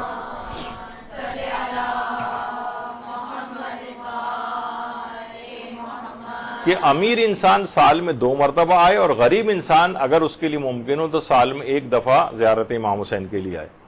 یہاں پر لوگ کئی دفعہ جانے پر اس کے لیے باتیں بنانے لگتے ہیں اور فوراً اس کو دیگر بہت سے اور نیک کام دکھانے شروع کر دیتے ہیں۔ تو جو یہ بار بار زیارات کے لیے عام طور پہ جا رہے ہوتے ہیں یہی لوگ دیگر نیک کاموں میں بھی پارٹیسپیشن کر رہے ہوتے ہیں۔ اب وہ ہر ایک کو بتا کے جھنڈا لے کے اعلان کر کے اخبار میں تصویر اور اشتہار تو نہیں چھپوائیں گے کہ وہ کیا کر رہے ہیں، لیکن وہی لوگ اور جو اس طرح سے پیسے بچا رہے ہوتے ہیں ان کو، یعنی نہ ان کا کوئی پیسہ خرچ ہو رہا ہوتا ہے ایسے افراد کا، لیکن یہ بیٹھے ہوئے بس صرف اعتراض کر رہے ہوتے ہیں کہ یہ بار بار حج پہ کیوں جا رہے ہیں، یعنی یہ پیسہ مثلا کوئی اگر رشتہ دار بھی ہے تو کہہ رہے پیسہ مجھے کیوں نہیں دیتے تھے مثلا۔ تو بھائی یہ تاکید خود ائمہ کی طرف سے آئی کہ امیر شخص ہو تو کم سے کم سال میں 2 دفعہ زیارت کے لیے جائے، اور اگر ممکن ہو تو غریب شخص ہو۔ غریب شخص سے مراد عام طور پر دیگر شہروں میں رہنے والے بھی ہو سکتے ہیں عراق کے، جن کے لیے جانا نسبتاً آسان ہے اور اتنے پیسے بھی خرچ نہیں ہوتے ہیں، لیکن جو دیگر ملکوں میں رہتے ہیں ان کے لیے اگر جانا جب بھی پاسبل ہو، جب بھی امکانات رکھتے ہو، وہ ضرور زیارت کے لیے جائیں، ان لوگوں کی باتوں کی پرواہ نہ کریں۔ یہی وجہ ہے کہ آیت اللہ شیخ جواد ملکی تبریزی جو امام خمینی کے عرفانیات کے اساتذہ میں سے تھے، وہ یہ فرماتے ہیں کہ مومنین کو چاہیے کہ 20 سفر کو یعنی 40 کے دن حضور و ماتم کا قرار دے کر امام حسین کی زیارت کو جائیں، خواہ پوری عمر میں 1 بار ہی کیوں نہ ہو، کیونکہ حدیث میں مومن کی جو 5 علامتیں بتائی گئی ہیں ان میں سے ایک زیارت 40 ہے۔ 1 دفعہ ہی خواہ کیوں نہ ہو 40 کی زیارت کے لیے انسان ضرور جائے۔ تو انسان اپنا ایک وہ بنا لے، ٹارگٹ بنا لے، اور دیکھیے یہ ہمیشہ ارادہ کرنے سے ہی انسان اس طرف اپنے ہدف اور مقصد کی طرف بڑھتا ہے۔ صرف اگر آپ بیٹھے ہیں اور سوچتے رہیں گے اور خواہش کرتے رہیں کہ میں وہاں چلا جاؤں تو یہ ممکن نہیں ہوتا جب تک کہ خود اس کے لیے آگے بڑھ کر انسان کوئی نہ کوئی اقدام کیوں نہ کرے۔ زندگی گزرتی جائے گی۔ آپ نے دیکھا کہ پچھلے سالوں کی نسبت دنیا بھی کتنی تبدیل ہو گئی ہے، کتنی سفری مشکلات بھی اس کے اندر آ چکی ہیں، لیکن اس کے باوجود بھی جو انسان جنہوں نے آگے بڑھ کر ہمت کی وہ ہم دیکھیں یہاں پر بیٹھے ہوئے اور وہ وہاں پر پہنچ چکے ہیں اور زیارت کو انجام دے رہے ہیں۔ تو بہرحال زندگی میں خواہ 1 دفعہ ہی کیوں نہ صحیح 40 کو ضرور انجام دینا چاہیے۔ اور آیت اللہ ناصر مکارم شیرازی بھی ان مراجع کرام میں سے ہیں جنہوں نے کئی مرتبہ نجف سے کربلا نہ صرف پیدل بلکہ پا برہنہ زیارت کو انجام دیا، ننگے پاؤں۔ اس زمانوں میں سوچئے کہ جس وقت اتنے روڈ بھی اتنے اچھے نہیں بنے ہوئے تھے، پا برہنہ ننگے پاؤں چل کر زیارت کئی مرتبہ، 1 دفعہ نہیں۔ اور آیت اللہ مرشی نجفی 20 مرتبہ نجف سے کربلا پیدل چل کر گئے، 20 دفعہ آیت اللہ مرشی نجفی۔ اور آیت اللہ سید محمود حسینی شاہرودی نجف سے کربلا 40 مرتبہ پیدل زیارت کے لیے گئے ہیں، اور اس پیدل زیارت کے لیے بھی انہوں نے 40 یعنی 40 کا عدد مکمل کیا۔ سوچ سکتا ہے کوئی 40 یعنی 40 کی زیارت پر جانا، لیکن 40 یعنی 40 سال تک وہ انہوں نے اس عدد کو بھی مکمل کیا کہ 40 کی زیارت کے لیے بھی 40 یعنی 40 کا عدد میں مکمل کرو۔ اللہم صلی علی محمد وعلی محمد۔ اور یہ آیت اللہ محمود شاہرودی یہ وہ ان میں سے بھی ایک ہیں کہ جنہوں نے کہا جاتا ہے یہ کہ حج پر بیعصا جو ہوتا ہے، جہاں جو کہ مجتہدین کرام کا ایک آفس ہر حج میں قائم ہوتا ہے جس میں ان کے حجاج کو جو ہے وہ مسائل شریعت اور ان کی پرابلمز کو سالو کیا جاتا ہے، یہ سب سے پہلے آیت اللہ محمود شاہرودی نے اس چیز کو قائم کیا تھا، بیعصۃ الحج کے نام سے انہوں نے شروع کیا تھا۔ اور یہ مرزا نائینی کے شاگرد تھے، جو خود مرزا نائینی کتنے مشہور و معروف ہمارے فقہا میں سے گزرے ہیں۔ اور حتیٰ کہ جب مرزا نائینی جب کسی شاگرد کو اجازہ روایت دیتے تھے، یعنی اجتہاد کی کوئی سند دیتے تھے، تو وہ اپنے اس شاگرد محمود شاہرودی سے مشورے کے بعد دیا کرتے تھے۔ ان کی علمی عظمت بتا رہا ہوں۔ اور ان کو کہتے تھے کہ ان کی رائے اور گواہی دو کے برابر ہے، دو کے برابر. یہی وجہ ہے کہ دو مشہور مراجع آیت اللہ ضیاء الدین عراقی اور آیت اللہ ابو الحسن اصفہانی آیت اللہ محمود شاہرودی کو ذو شہادتین کہتے تھے.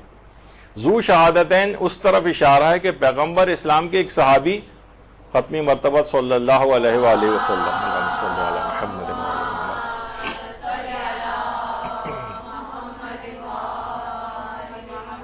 خزیمہ بن ثابت، ان کی ایک کی گواہی کو پیغمبر اسلام نے دو کے برابر قرار دیا تھا. کہ خزیمہ کہ پیغمبر نے گھوڑے والا ایک واقعہ ہے کہ کسی سے خریدا تھا، اس کو پیسے دے دیے تھے اور گھوڑے کا نام تھا مرتجز. تو ان صحابی نے جب اس نے کہا کہ آپ گواہ پیش کریں تو خزیمہ نے آگے بڑھ کے کہا کہ میں گواہی دیتا ہوں. تو جبکہ خزیمہ اس وقت موجود نہیں تھے، کہا کہ سب سے سچا ترین شخص ہے، یہ بات کہہ رہا ہے جو جھوٹ ہو ہی نہیں سکتی. تو پیغمبر نے خزیمہ کی گواہی کو دو کے برابر قرار دیا تھا. تو مرزا نائینی ان کو کہتے تھے کہ تمہاری ایک کی گواہی دو کے برابر ہے. جبھی آیت اللہ ضیاء الدین عراقی اور آیت اللہ ابو الحسن اصفہانی ان کو ذو شہادتین کے نام سے پکارتے تھے. تو یہ وہ عظیم ترین شخصیت ہیں کہ جنہوں نے اس 40 کے اوپر پیدل چلنے کے لیے بھی اس 40 کا عدد جو ہے وہ مکمل کیا، یعنی 40 سال تک یہ 40 کے موقع پر پیدل نجف سے کربلا جاتے رہے. بڑی عظیم شخصیت. اور اس قدر تاکید ہے کہ ابو جارود صحابی فرماتے ہیں کہ چھٹے امام نے مجھ سے فرمایا کہ تمہارے اور قبر حسین کے درمیان کتنا فاصلہ ہے؟ تو راوی نے کہا کہ سواری کے ساتھ 1 دن، اور اگر پیدل جاؤں تو 1 دن اور دوسرے دن کا کچھ حصہ مجھے لگتا ہے پہنچنے میں. امام نے فرمایا پھر تو تم ہر جمعہ ہی جاتے ہوں گے؟ تو میں نے کہا نہیں ابن رسول اللہ، میں تو سال میں 1 مرتبہ جاتا ہوں. تو امام نے فرمایا تم نے کتنا بڑا ظلم کیا، اگر قبر حسین ہم سے قریب ہوتی تو تم ہمیں اس سے جدا نہ پاتے. یعنی جو جا سکتا ہو اتنا کم نہ جائے کہ بس ٹھیک ہے میں ہو کے تو آ گیا ہوں سال میں 1 دفعہ. جس کے امکانات زیادہ ہوں اسے زیادہ سے زیادہ زیارت امام حسین کے لیے جانا چاہیے. امام نے کہا تم نے بڑا ظلم کیا، اتنے کم جاتے ہو وہاں پر. تو لوگوں کی باتوں کی اس میں بالکل پرواہ نہیں کرنی چاہیے. جو دیگر اپنے احکام اور ذمہ داریاں ہیں انسان مالی وہ بھی پورا کرے، لیکن اس کی ادائیگی کے ساتھ ساتھ وہ زیارت امام حسین کے لیے بھی جاتا رہے. اور آیت اللہ سید محمد تقی طباطبائی قمی یہ بھی نجف سے کربلا پیدل اس انداز سے جایا کرتے تھے. اور یہ وہ عظیم شخصیت ہیں آیت اللہ سید محمد تقی طباطبائی قمی کہ آیت اللہ خوئی نے اپنی زندگی میں صرف 3 افراد کو اجازہ روایت دیا تھا، یعنی اجتہاد کی سند جسے کہا جاتا ہے. ان میں ایک آیت اللہ سید تقی طباطبائی قمی تھے، دوسرا مرزا علی فلسفی، اور تیسرا آیت اللہ سیستانی. آیت اللہ خوئی نے صرف 3 اجازہ اجتہاد دی جن میں سے ایک یہ شخصیت ہے آیت اللہ تقی طباطبائی قمی. بہت عظیم مرجع ہیں. اور یہ آیت اللہ سید محمد شاہرودی یعنی بڑے بڑے ہمارے علماء مراجع لیول کے، وہ اس سفر کی پابندی کرتے رہے نجف سے کربلا پیدل جانے کی. اسی طریقے سے امام خمینی کے فرزند احمد خمینی یہ بھی جب وہاں پر موجود تھے تو اس طرح سے زیارت کے لیے جایا کرتے تھے نجف سے کربلا پیدل. یہ مرحوم آیت اللہ خوئی، آیت اللہ العظمی آقا سید ابو القاسم الموسوی الخوئی، ان کا پیدل جانا زیارت کے لیے 40 کے سفر پہ. آیت اللہ سید محسن الحکیم طباطبائی جن کے نواسے سعید الحکیم طباطبائی جن کا بھی کچھ دن پہلے انتقال ہوا، اور آج ہی ایک اور بلکہ کل ان کی خبر آ گئی تھی آیت اللہ سید حسن زادہ عاملی، ان کا بھی انتقال ہو گیا. یہ آپ لوگوں کی انفارمیشن کے لیے کچھ لوگوں کو پتہ چل گیا ہوگا سوشل میڈیا کے ذریعے کہ آیت اللہ سید حسن زادہ عاملی، شیخ حسن زادہ عاملی، وہ انتقال کر گئے. اور ان کو علامہ ذوالفنون کہا جاتا ہے. یعنی اتنے مختلف علوم کا ماہر بہت ہی کم شیعہ علماء میں گزریں گے جو اتنی یعنی حساب، میتھمیٹکس، جیوگرافی اور ہر قسم کے علوم کے ماہر تھے وہ. اور اسی پر انہوں نے کتابیں بھی لکھی ہیں. یہاں تک کہ ان کے استاد آیت اللہ سید محمد حسین طباطبائی فرماتے تھے کہ آیت اللہ حسن زادہ عاملی کی عظمت کو سوائے امام زمانہ علیہ السلام کے کوئی نہیں جانتا. اللہم صلی علی محمد و آل محمد.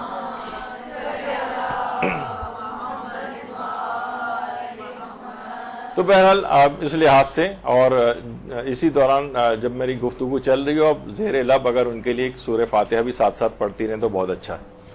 اچھا اب جو کہ آیت اللہ محسن الحکیم طباطبائی یہ پیدل اس طرح سے زیارات کے اوپر جو ہے وہ جاتے تھے اور یہ بھی آیت اللہ شاہرودی ہی ہیں.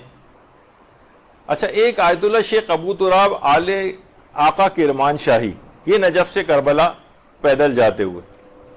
اچھا یہ اور بتا دی جائے چیز کہ یہ آیت اللہ کرمان شاہی انہی سے ملتی جلتی ایک شکل کہ آیت اللہ شیخ جواد تبریزی بھی. آیت اللہ شیخ جواد تبریزی یہ ہیں اور آیت اللہ کرمان شاہ یہ ہیں. دونوں کی شکلوں کی مشابہت کی وجہ سے انٹرنیٹ پر ایک غلط تصویر کے آیت اللہ مرزا جواد تبریزی کے نام سے چل پڑی جبکہ یہ شیخ ابو تراب آل آقا کرمان شاہی کی تصویر. لوگ عام طور پر اس کو لگا رہے ہیں کہ یہ آیت اللہ شیخ جواد تبریزی کی ہے جبکہ یہ شیخ جواد تبریزی نہیں ہے یہ بلکہ یہ شیخ ابو تراب آل آقا کرمان شاہی. تو بہرحال یہ ایک چیز بتا دی جائے کیونکہ انٹرنیٹ پہ بہت سی چیزیں اس کو لوگ پھر دیکھ کے اسی کو ہی بار بار اپلوڈ کر رہے ہوتے ہیں ان کے نام سے جبکہ یہ چیز غلط ہے. یہ اس پہ کراس لگ جانا چاہیے. یہ ان کی تصویر نہیں ہے شیخ جواد تبریزی کی. اچھا اسی طرح سے آیت اللہ سید محمد مہدی بحرالعلوم یہ اتنے بڑے ہمارے عالم تھے کہ ان کے متعلق گمان ہونے لگا تھا اور اہل سنت حضرات ان کو ان کے تقدس معابی وغیرہ کو دیکھ کے دھوکہ کھا گئے تھے کہ شاید امام مہدی یہی ہیں. آیت اللہ سید محمد مہدی بحرالعلوم. بحرالعلوم لقب تھا ان کا نام مہدی تھا. علم میں بھی اور تقدس کے اندر اتنے زیادہ تھے. اچھا ایک وہاں پر آپ نے دیکھا ہوگا کہ ایک دستہ آتا ہے کہ جو کہ تیزی کے ساتھ دوڑتا ہوا آتا ہے حرم میں اور دوڑتا ہوا عزاداری کرتا ہوا باہر نکلتا ہے. یہ بڑا فوق العادہ اور بڑا عجیب و غریب ایک غم انگیز ایک سما ہوتا ہے وہاں پر. یہ دستہ تویریج کہلاتا ہے. توئے واو رے یہ جیم تویریج. اچھا یہ ایک تویریج ایک 20 کلومیٹر کے فاصلے پر کربلا سے ایک جگہ ہے. وہاں سے وہ لوگ آتے ہیں اور اس کے بعد پھر خیمہ گاہ پھر وہاں سے پیدل دوڑتے ہوئے آتے ہیں اور دوڑتے تیز رفتاری کے ساتھ ماتم کرتے ہوئے یہاں سے نکلتے ہیں. اور آیت اللہ سعید الحکیم طباطبائی نے دستہ تویریج کے لیے کہا کہ ان کا یہ دوڑ کر آنا یہ بھی شاعر حسینیہ میں سے. آیت اللہ سید محمد مہدی بحرالعلوم عزاداری کے لیے عاشور کے موقع پر ایک دفعہ کھڑے ہوئے تھے تو لوگوں نے دیکھا کہ جب دستہ تویریج دوڑتا ہوا یہاں سے گزرا تو ان آیت اللہ مہدی بحرالعلوم نے امامہ اتار کے اپنا نیچے پھینکا اور زار و قطار اس قدر حالانکہ بہت بزرگ ہو چکے تھے لیکن انہی کے ساتھ دوڑتے ہوئے اور اس طرح سے انہوں نے عزاداری کرتے ہوئے اپنا حال یعنی ان کا بہت برا ہو گیا. لوگ ان کو کھینچ کر باہر لے کر آئے اور کہا کہ آغا اس سے پہلے تو کبھی آپ نے ایسا نہیں کیا. تو یہ دستہ تویریج کو دیکھ کر یہ آپ اس کے اندر اس انداز سے دوڑتے ہوئے کیوں اس کے اندر شامل ہوئے؟ تو انہوں نے کہا کہ میں تمہیں کیا بتاؤں کہ میں نے دیکھا کہ خود امام زمانہ علیہ السلام اس دستہ تویریج کے اندر اللہم صلی علی محمد و آل محمد وہ اس میں اس انداز سے ماتم کر رہے ہیں اور عزاداری کر رہے ہیں. اس کے بعد سے دستہ تویریج جو ہے یہ بہت ہی وہاں پر ایک بہت شہرت رکھتا ہے اور اس کی ایک بڑی خصوصیت ہے کہ اس کے اندر اتنے بڑے بزرگ عارف نے خود امام زمانہ علیہ السلام کو شامل ہو کر عزاداری اور ماتم کرتے ہوئے دیکھا. تو آیت اللہ سید محمد مہدی بحرالعلوم وہ بھی اس طرح سے اس کے اندر شامل ہوتے تھے اور یہی دستہ تویریج ابھی اربعین کے موقع پر بھی اس میں بھی آتا ہے اور اربعین کے موقع پر بھی اسی انداز سے دوڑتا ہوا آتا ہے. اچھا اسی طرح سے پھر آیت اللہ موسوی جزائری ہیں جو اہواز کے امام جمعہ اور جماعت تھے وہ یعنی مراجع اور علماء اس طرح سے آتے ہیں. آیت اللہ امام خمینی کے جو بیٹے تھے مصطفیٰ خمینی جن کو عراق میں شہید کر دیا گیا تھا وہ بھی اس طرح سے آتے تھے اور تمام زائرین کی خدمت کرتے ہوئے ان کے لیے کھانے پکاتے ہوئے سفر میں ان خدمات کو انجام دیتے تھے. اور آیت اللہ سعید الحکیم طباطبائی، یہ تو آتے تھے جس قدر بھی ان کے لیے ممکن ہوتا تھا، نجف سے کربلا پیدل بھی چلتے تھے اور زائرین وغیرہ کے لیے ویل چیئرز بھی چلاتے تھے. ابھی کچھ ہی عرصے پہلے کچھ دن پہلے انتقال ہوا ان کا.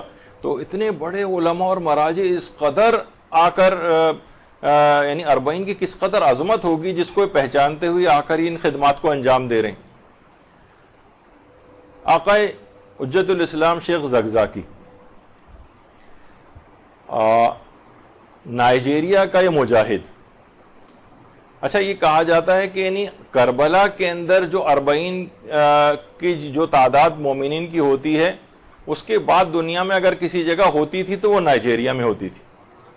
اور نائجیریا کے بعد شاید آپ لوگوں کے لیے وہ حیرانگی ہو کہ پاکستان کے اندر بھی مختلف علاقوں میں اربعین کے موقع پر جو لوگ پیادہ روی کر رہے ہوتے ہیں ان کی بھی ایک بہت بڑی تعداد، تقریباً پاکستان اس کے اندر کمپیریزن بھی کیا جانے شروع ہو گیا ہے کہ پاکستان میں بھی کتنی بڑی تعداد کے اندر لوگ جو وہاں نہیں جا پاتے ہیں وہ اپنا اظہار عقیدت اس انداز سے مناتے ہیں. البتہ ڈسپلنڈ ہو جانا چاہیے بہرحال کسی اس میں، لیکن لوگ اپنے طور پر مختلف علاقوں سے ان جلوسوں وغیرہ کو نکالتے ہیں. آیت اللہ شیخ زگزاکی جو تھے یہ ابتداً فقہ مالکی کے تھے، یعنی ہمیشہ سے یہ شیعہ نہیں تھے.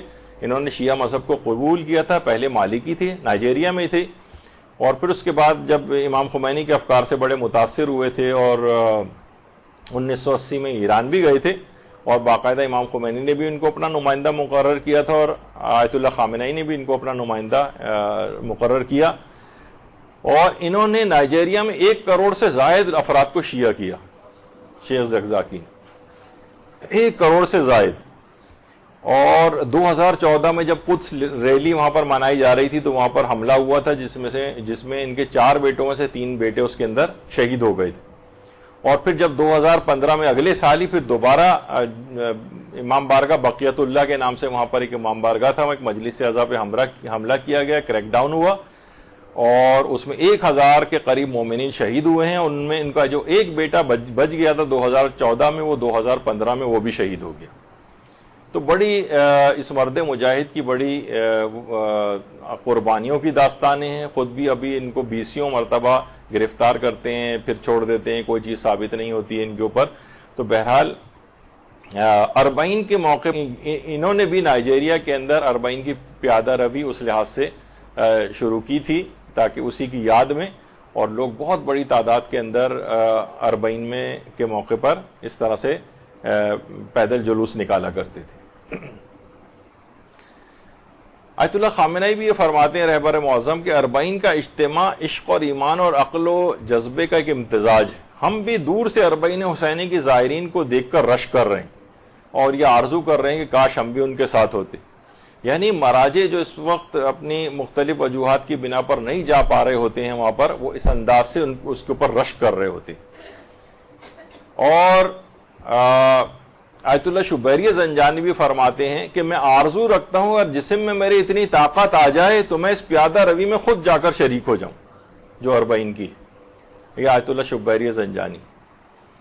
اور اسی طریقے سے آیت اللہ صافی گل پائیگانی بھی یہ فرماتے ہیں کہ فرشتے آپ ان افراد کے قدموں تلے اپنے بالوں پر بچھاتے ہیں. کاش میں بھی یہ افتخار پاتا کہ لبیک یا حسین کے نعرے بلند کرتا ہوا آپ کے ہمراہ پیدل چلتا اور آپ کے قدموں کی خاک کو اپنی آنکھوں کا سرما بناتا، زائرین کے قدموں کی خاک کو اپنی آنکھوں کا سرما بناتا. تو اس قدر اس کی عظمت ہے. واقعتاً ہم کو ایک حسرت سے ان زائرین کو دیکھنا چاہیے اور آئندہ سالوں میں اس بات کی کوشش کرنی چاہیے. زائرین کو آپ دیکھیں کس قدر مصیبتیں صعوبتیں اٹھاتے ہوئے اپنے پیاروں کو اپنے گردنوں کے اوپر اس طرح سے اٹھا کر اس سفر کو طے کر رہے ہوتے ہیں. کتنے بیمار زائرین ہیں، وہ اسٹریچرز پر، بیماری کے بستر پر، ان کو نجف سے کربلا اس انداز کا سفر وہ لوگ کر رہے ہوتے ہیں. معذور افراد کو آپ دیکھیں ویل چیئرز کے اوپر اس سفر کو انجام دے رہے ہیں، بے ساکھیوں کے اوپر لوگ اس سفر کو انجام دے رہے ہوتے ہیں. اور غریب ترین افراد، غریب ترین جن کے حلیوں سے آپ دیکھیں کہ مفلس ترین، وہ بھی اس عشق حسینی میں کس قدر دیوانہ وار اس سفر کو طے کر رہے ہوتے. ایک عجیب، بلکہ جن کے پاؤں بھی نہیں ہوتے وہ بھی اسی انداز سے اس سفر کو انجام دے رہے ہوتے. گھٹنوں کے بل چل چل کے جا رہے ہوتے، یعنی واقعتاً قیامت سے کم سفر نہیں ہے وہاں کا. یہ دیکھیے اسٹریچر پہ مریض جا رہے ہیں. کبھی کبھی شدید موسم کی وہ سختیاں آ جاتی ہیں، شدید بارش ہو رہی ہے، شدید سردی ہو رہی ہے، شدید گرمی ہو رہی ہے، لیکن پھر بھی سفر کو جو ہے وہ انجام دے رہے ہوتے ہیں. پاؤں چھل چکے ہوتے ہیں، زخم آ چکے ہوتے ہیں، لیکن عشق حسینی میں سب چیزیں بالکل گوارا ہوتی ہیں. اور یہی روایات میں یہ بھی چیز بھی بیان ہوئی ہے. ہمارے چھٹے امام امام جعفر صادق علیہ الصلوۃ والسلام فرماتے ہیں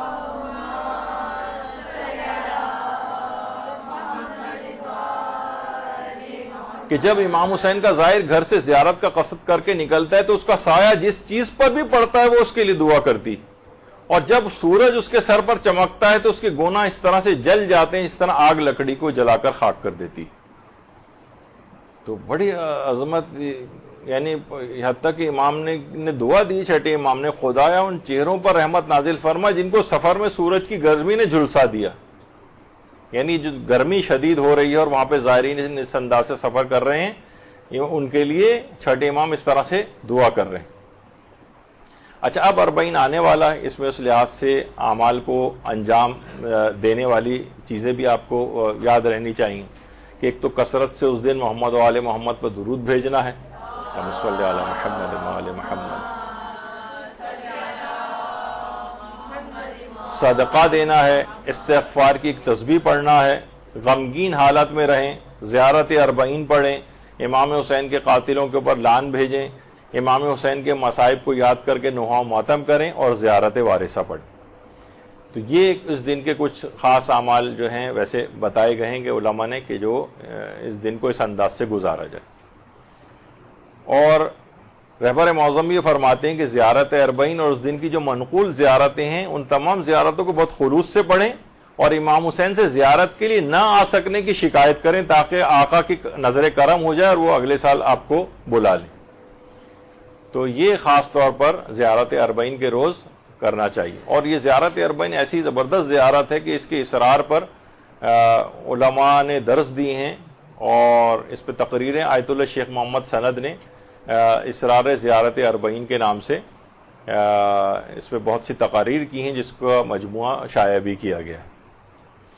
تو اس زیارت 40 کے اندر وہی جو ابھی آپ نے سنا دیکھا تھا اس سے پہلے کہ پروردگار چھٹے امام فرماتے ہیں امام حسین نے اپنی جان تیری راہ میں قربان کر دی تاکہ تیرے بندوں کو جہالت و گمراہی سے نجات دلائیں.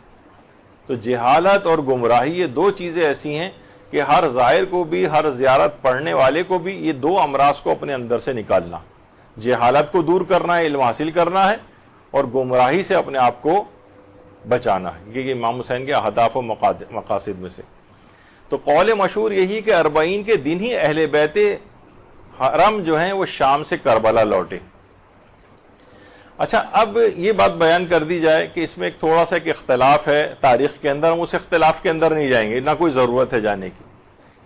لیکن ہمارے ایک عالم آیت اللہ سید محمد علی قاضی طباطبائی نے کتاب لکھی ہے تحقیق دربار اولین 40 حضرت سید الشہداء.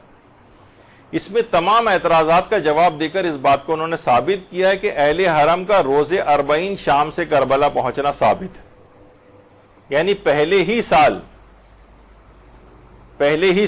عام طور پر اس میں کچھ سالوں کا تفاوت کہ اگلے سال گئے تھے یا مثلا 3-4 سال بعد ان کو رہائی ملی تھی. انہوں نے اس بات کو ثابت کیا ہے کہ پہلے ہی سال کے 40 پر پہنچے، اگلے سالوں میں نہیں. تو اور ایک اس کے اندر ایک چیز پیش کی جاتی ہے، اگرچہ اس کے اندر اس پہ بھی مباحث موجود ہیں، لیکن بہرحال کہ 40 ہوتا ہی پہلے سال کے حوالے سے ہے، یعنی اگلے سالوں کا 40، یعنی یہ بھی دلائل کے اندر اس لحاظ سے اس چیز کو جو ہے وہ ذکر کیا گیا ہے کہ پہلے ہی سال کے 40 پر یہاں سے اسیران کربلا وہاں پر پہنچے تھے، اور اسی روز حضرت جابر بن عبداللہ انصاری بھی امام حسین کی قبر مطہر پر پہنچے تھے. اور اس وجہ سے آیت اللہ علی آقا قاضی طباطبائی نے کہا کہ زیارت 40 کا ایک دوسرا نام زیارت مرد الرأس بھی ہے، یعنی سروں کا لوٹایا جانا، کیونکہ روز 40 اسیران اہل بیت کربلا پلٹ کر آئے تھے اور سر اقدس امام حسین شام سے اپنے ساتھ لائے تھے اور کربلا میں لا کر دفن کیا تھا. تو یہ پہلے ہی 40 والی بات ہے. البتہ تاریخی اختلافات ہیں, دونوں طرف کے دلائل بھی ہیں, اس میں ہمیں جانا نہیں ہے, نہ اس کی جاننے کی ضرورت ہے. روز 40 حضرت جابر بن عبداللہ انصاری پا برہنہ زیارت کے لیے آئے تھے. عطیہ کوفی جو حضرت جابر بن عبداللہ انصاری کے شاگرد تھے, ان کے ساتھ سفر میں ساتھ تھے, وہ فرماتے ہیں کہ جب ہم کربلا پہنچے تو حضرت جابر نے آب فرات سے غسل کیا, پاکیزہ لباس پہنا اور پھر ننگے پاؤں قبر کی زیارت کے لیے روانہ ہوئے, اور جب قبر امام حسین کے پاس پہنچے تو قبر کے سرانے کھڑا ہو کر 3 مرتبہ کہا اللہ اکبر, اور پھر شدت غم سے بے ہوش ہو گئے. یہ عطیہ کوفی نے اس وقت کی صورتحال بیان کی. اچھا, خود عطیہ بن عوف کوفی, ان کے متعلق بھی ایک, تاکہ ایک چیز پتہ چل جائے, مدرسے نے اس کی پوسٹ بھی بنائی تھی تاکہ لوگ ان سے بھی واقف ہو جائیں, کہ یہ امام حسین کی 40ویں کے روز قبر امام حسین پہ پہنچے, کوفے کے رہنے والے تھے. عطیہ کہتے ہیں جب میں پیدا ہوا تو میرے والد مجھے کوفے میں حضرت امیر المومنین کی زیارت کے لیے لے گئے. میرے والد سے نے عرض کیا امیر المومنین یہ لڑکا بھی پیدا ہوا, میں اس کا کیا نام رکھوں؟ تو امیر المومنین نے فرمایا اللہ کا عطیہ ہے, چنانچہ میرا نام عطیہ رکھا گیا. ہمارے ہاں عام طور پر لڑکیوں وغیرہ کا نام عطیہ رکھا جاتا ہے, لیکن عربوں میں عطیہ ایک کچھ لحاظ سے کامن نام ہے, مردوں اور عورتوں دونوں کا رکھا جاتا ہے, اور امیر المومنین نے تو خود ان کا نام رکھا تھا. تو یہ ان کو یہ سعادت ملی تھی کہ یہ روز 40 جابر بن عبداللہ انصاری کے ساتھ وہاں پر پہنچے تھے, اور کافی قابل اعتبار شخصیت ہیں, اور انہوں نے حضرت زہرا کا خطبہ جو ہے وہ نقل بھی کیا ہے.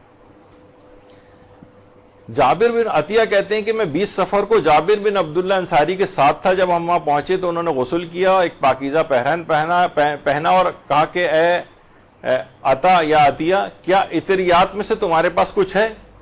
تو عطیہ نے کہا کہ میرے پاس سود یا سعاد کوفی, ایک خوشبو ہے خاص قسم کی. میں بیچ میں ایک چیز بتا دوں کہ خاص ہم نے اس کا عمل بھی ایک پیش کیا تھا. حافظہ بہت زیادہ قوی کرنے والا امیر المومنین نے ایک وہ طریقہ اس کا ایک بتایا تھا, جس میں ایک خاص قسم خوشبو, یہی سعود کوفی یا سعاد کوفی, وہ ملائی جاتی ہے خاص پرسنٹیج میں, پھر اس کو کچھ دن تک استعمال کرنا ہوتا ہے, کھانا ہوتا ہے. تو خود یہ ہے کہ اس قدر اس کا حافظہ قوی ہو جائے گا کہ لوگ اسے ساحر کہیں گے, یعنی جادوگرانہ طور پر, یعنی اس طریقے سے ایسا لگے گا یہ تو کوئی جادو ہے, ایسا کسی کا حافظہ کیسے ہو سکتا ہے. تو بہرحال انہوں نے کہا کہ میرے پاس سعود کوفی وہ خوشبو ہے. جابر نے اس میں سے کچھ لیا اور اپنے سر اور بدن پہ ملا, ننگے پاؤں روانہ ہوئے, قبر مطہر پر پہنچے, قبر کے سرانے کھڑے ہو گئے, 3 مرتبہ اللہ اکبر کہا اور بے ہوش ہو گئے. ہوش میں آئے تو میں نے ان کو کہتے ہوئے سنا السلام علیکم یا آل اللہ, آل اللہ, اے اللہ کی آل آپ پر سلام ہو. اچھا, یہ اللہ کی آل تو کوئی ہوتی نہیں, اللہ تو ہر تبادل و تناسل سے پاک ہے. تو علماء یہ کہتے ہیں کہ آل قریب کے معنوں میں بھی استعمال ہوتا ہے, اور آل اور عیال کے لیے ضروری نہیں تبادل و تناسل ہو, کیونکہ روایت میں الگ سے بیان کیا گئی ہے بات کہ الخلق کلہم عیال اللہ ہے, تمام کی تمام مخلوق اللہ کی عیال ہے. اللہ کے نزدیک سب سے پیاری وہ مخلوق ہے جو اس کے عیال کے ساتھ حسن سلوک کرے. تو اور عیال جو ہے وہ ضروری نہیں ہے, جیسے قرآن نے آل فرعون کہا ہے, جبکہ جو فرعون کے لشکری اور اس کی فوج اور مصری جو تھے وہ سب کے سب فرعون کی اولاد میں سے نہیں تھے, لیکن ان کو بھی آل, ان کے لیے بھی آل کا لفظ آیا. قرآن میں 13 مقامات پہ لفظ آل فرعون استعمال ہوا ہے. تو ضروری نہیں کہ آل کے میں ہمیشہ اس کی صلبی اولاد مراد ہو. تو اس وجہ سے یہ ایک چیز بیچ میں آ گئی. تو لوگ اکثر کہتے ہیں کہ اللہ کی آل اور عیال کیسے ہو سکتی ہے, تو وہ قریب کے معنوں کے اندر ہے, اور بھی اس کے دلائل ہیں. پھر کیا فرماتے ہیں کہ کہا کہ جابر نے کہا کہ مجھے قبر مطہر سے مس کرو. میں نے جابر کو قبر امام سے مس کیا تو جابر پر غشی کی کیفیت طاری ہو گئی. میں نے تھوڑا سا پانی جابر پہ چھڑکا, جب افاقہ ہوا تو جابر نے 3 دفعہ پکارا یا حسین. جب کوئی جواب نہیں آیا تو جابر نے کہا دوست کے سلام کا جواب نہیں دیتا ہے, اور پھر کہا کہ بھلا کیسے آپ جواب دے سکتے ہیں مولا کہ آپ کی گردن کی رگوں کو کاٹا جا چکا اور آپ کے سر کو تن سے جدا کر دیا گیا. یہ سب 40ویں کے روز, چہلم کے روز قبر امام حسین کے اوپر سب ہو رہا تھا. اور روز 40 عطیہ کہتے ہیں جابر نے امام حسین کی قبر کے گرد اپنی آنکھوں کو پھیرا اور زیارت کے جملے ادا کرتے ہوئے فرمایا قسم و ذات کی جس نے حضرت محمد کو حق کے ساتھ مبعوث کیا، اللہم صلی علی محمد و آل محمد، اور فرمایا کہ ہم بھی آپ کے ساتھ شریک تھے مولا اس چیز میں جس میں آپ داخل ہوئے۔ عطیہ کہتے ہیں کہ جابر سے کہا کہ ہم کیسے شریک ہو گئے؟ نہ تو ہم کسی وادی میں اترے، نہ ہم کسی پہاڑ پر چڑھے، نہ تلوار سے کسی کو ضرب لگائی، نہ ان لوگوں کے سر و بدن و اولاد میں جدائی ہوئی، نہ ہماری عورتیں بیوہ ہوئیں، تو یہ کیسے ممکن ہے؟ تو جابر نے کہا عطیہ میں نے رسول اللہ کو یہ کہتے سنا ہے کہ جو کسی قوم سے محبت کرے گا وہ ان کے ساتھ ہی مشہور ہوگا، اور جو کسی قوم کے عمل کو دوست رکھے گا وہ ان کے عمل میں بھی شریک ہو جائے گا۔ اس وجہ سے میں نے یہ بات کہی۔ تو جابر بن عبداللہ انصاری واقعتاً ایک بہت ہی عظیم اس لحاظ سے صحابی گزرے ہیں، اور پیغمبر اسلام سے لے کر اور 5ویں امام تک کا دور انہوں نے پایا ہے، بلکہ پیغمبر اسلام کا سلام 5ویں امام محمد باقر علیہ السلام تک پہنچایا۔ اللہم صلی علی محمد و آل محمد۔ اور جابر کی عمر اس وقت، جابر کا جب انتقال ہوا ہے یا شہادت ہوئی، ان کی عمر اس وقت 94 سال تھی، اور یہ بھی ملتا ہے کہ جابر کو حجاج نے زہر دے کر شہید کیا، اور تقریباً 1500 کے قریب روایت میں جابر بن عبداللہ انصاری آتے ہیں، 1500 روایات کے راویوں میں سے ایک ہے۔ اور جب 1932 میں حضرت حذیفہ یمانی اور جابر بن عبداللہ انصاری کی جو ہیں وہ قبریں ساتھ تھیں، تو ان کی قبر کے اندر پانی آ گیا تھا، دریائے دجلہ کے کنارے ان کی جو ہے وہ قبر تھی۔ تو اس زمانے میں عراق کا جو بادشاہ تھا وہ شاہ فیصل تھا، ایک تو سعودی عرب والا شاہ فیصل وہ نہیں، عراق کا شاہ فیصل۔ اس کے خواب میں حذیفہ یمانی آئے اور کہا کہ ہماری قبروں کے اندر پانی آ رہا ہے، جابر بن عبداللہ انصاری اور حذیفہ کی قبروں میں۔ تو شاہ عراق نے جب یہ خواب دیکھا تو کہا کہ ان کی قبروں، مفتیوں سے باقاعدہ فتویٰ لیا، اور اس زمانے میں جو مفتی اعظم فلسطین تھا وہ بھی وہاں پر آ گیا، شاہ عراق جو تھا فیصل نام کا وہ بھی اس موقع پر موجود تھا، اور بہت بڑی تعداد تھی کہ جس وقت قبر کو منتقل کیا گیا حضرت جابر بن عبداللہ انصاری اور حذیفہ یمانی کی، اب سلمان فارسی کی قبر کے بہت قریب ہی ان لوگوں کی قبر کو منتقل کر کے وہاں، تو لوگوں نے دیکھا کہ کفن تک ان کا خراب نہیں ہوا تھا، اور جسم بھی بالکل تر و تازہ تھا، اور خاص طور پر جابر بن عبداللہ انصاری کی آنکھیں کھلی ہوئی تھیں، اور ان میں سے بہت ایک نورانیت اور روشنی نکل رہی تھی 1932 میں۔ اس کی کچھ تصاویر اس لحاظ سے ہیں اس واقعے کی، جب سب لوگ قبر کے اطراف میں کھڑے ہوئے ہیں اور ان کے جسم کو نکال کر منتقل کیا جائے۔ تصویریں ان کے جسموں کی نہیں کھینچی گئیں یا شو نہیں کی گئی تھیں، لیکن جتنے لوگ اس وقت موجود تھے انہوں نے اس چیز کو بیان کیا۔ تو جابر بن عبداللہ انصاری، اور اس قدر وہ تھے کہ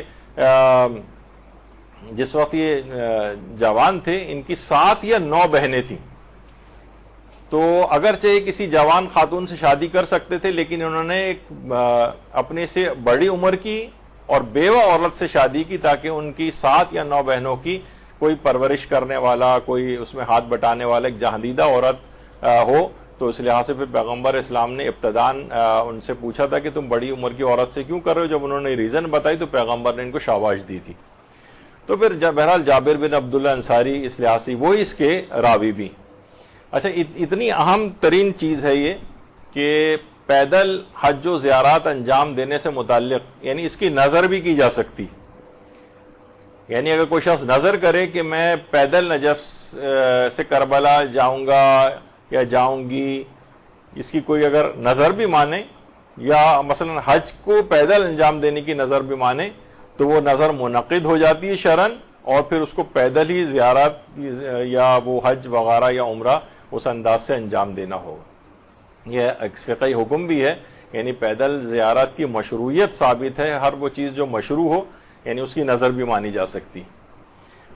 اور جو زیارات کے سفر وغیرہ ہوتے ہیں اس میں بہرحال یہ ہے کہ اگر شوہردار عورت ہے تو اپنے شوہر کی اجازت لے، اور اگر والدین کی اجازت تو اس صورت میں ہے کہ جب وہ ان کو اذیت اگر ہو رہی ہو وہاں جانے سے، مثلا حالات بہت ہی زیادہ خراب ہوں اور والدین اس لحاظ سے ان کو اذیت ہو رہی ہو، فکر مند ہو رہے ہوں، تو پھر والدین کی اجازت بھی درکار ہوتی۔ اگر وہ اجازت نہ دیں تو پھر نہیں جانا چاہیے، خواہ وہ سفر زیارت ہی کیوں نہ ہو۔ اور وہاں جا کر اکثر لوگ بہرحال چوکھٹ پر جا کر سجدہ کرنے والا جو ایک مسئلہ آتا ہے، لوگ اس کو اس طور پر سمجھتے نہیں. دیکھیے سجدہ شکر کی نیت سے کسی بھی سمت میں سجدہ کیا جا سکتا ہے، لیکن بہرحال کوئی ایسا طریقہ کار اختیار نہ کیا جائے کہ جس سے یہ ہو کہ ہم ائمہ معصومین کو جا کر جو ہے وہ سجدہ کرتے ہیں. لوگ بہت سے افراد اس کے اوپر، کیونکہ سجدہ تعظیمی بھی ہماری فقہ میں حرام ہے، اور حضرت آدم کو اور برادران یوسف کا حضرت یوسف کو سجدہ کرنا، اس کے متعلق بھی علماء نے کہا کہ وہ حضرت یوسف کو سجدہ نہیں تھا، سجدہ پروردگار عالم کو تھا، وہ شکر کے سجدے میں گر گئے تھے. اور حضرت آدم والا جو سجدہ تھا فرشتوں کا، وہ بھی سجدہ تعظیمی نہیں تھا، بلکہ وہ حکم پروردگار کو سجدہ تھا. وہ پروردگار کسی بھی سمت میں حکم دے دے اگر سجدہ کرنے کا، تو وہ تو حکم خدا کی بجاوری کا سجدہ تھا. اس کو بھی لوگ کہتے ہیں کہ آدم کو قبلہ بنایا گیا تھا، تو اس پہ آیت اللہ خوئی نے بھی اس کی جوابات دی کہ اگر آدم کو فقط قبلہ بنایا جاتا تو شیطان کو بھی اس پہ کوئی اعتراض نہیں تھا. اس کا مطلب ہے سجدہ آدم کو ہی کروایا گیا تھا، قبلے کے طور پر نہیں تھا. قبلے کے طور پہ ہوتا تو اس کا کوئی محل نہیں تھا، شیطان کو بھی اس سے انکار نہیں تھا، لیکن شیطان بھی یہ بات سمجھ رہا تھا کہ سجدہ آدم ہی کو کروایا جا رہا ہے. تو آقا خوئی نے یہ بات لکھی، اور دیگر علماء بھی یہ بات کہتے ہیں کہ اصلاً حکم خدا کو سجدہ تھا. اب اللہ جس کو بھی کہہ دے کہ اس کو سجدہ کرو، درخت کو کہہ دے کہ اس کی طرف رخ کر کے سجدہ کرو، رخ بھی نہیں اسی کو سجدہ کرو، تو اب ہم جو چیز انجام دیں گے وہ حکم پروردگار کو انجام دیں گے.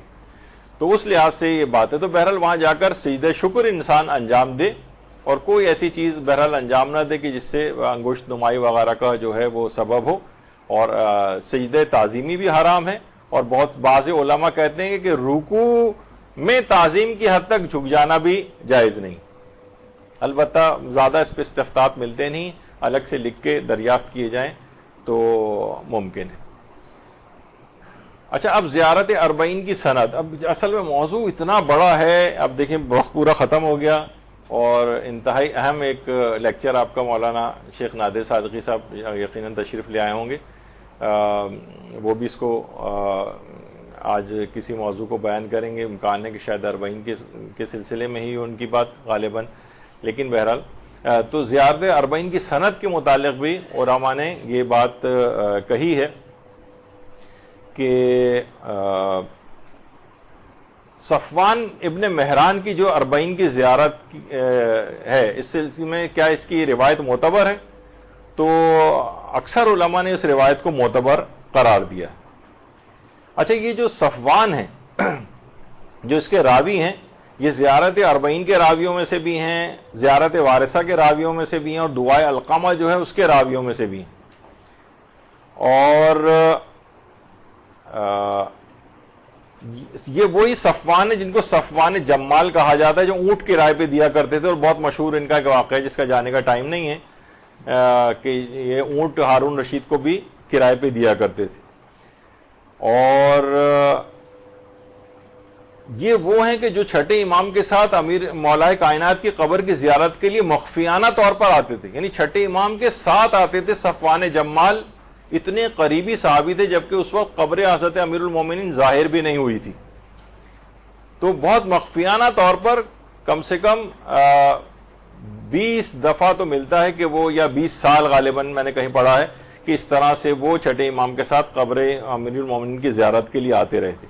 اور تقریباً 71 روایات ایسی ہیں جس میں صفوان ابن جمال راویوں کے طور پر ہیں. تو بہرحال ان کی اس روایت معتبر ہے.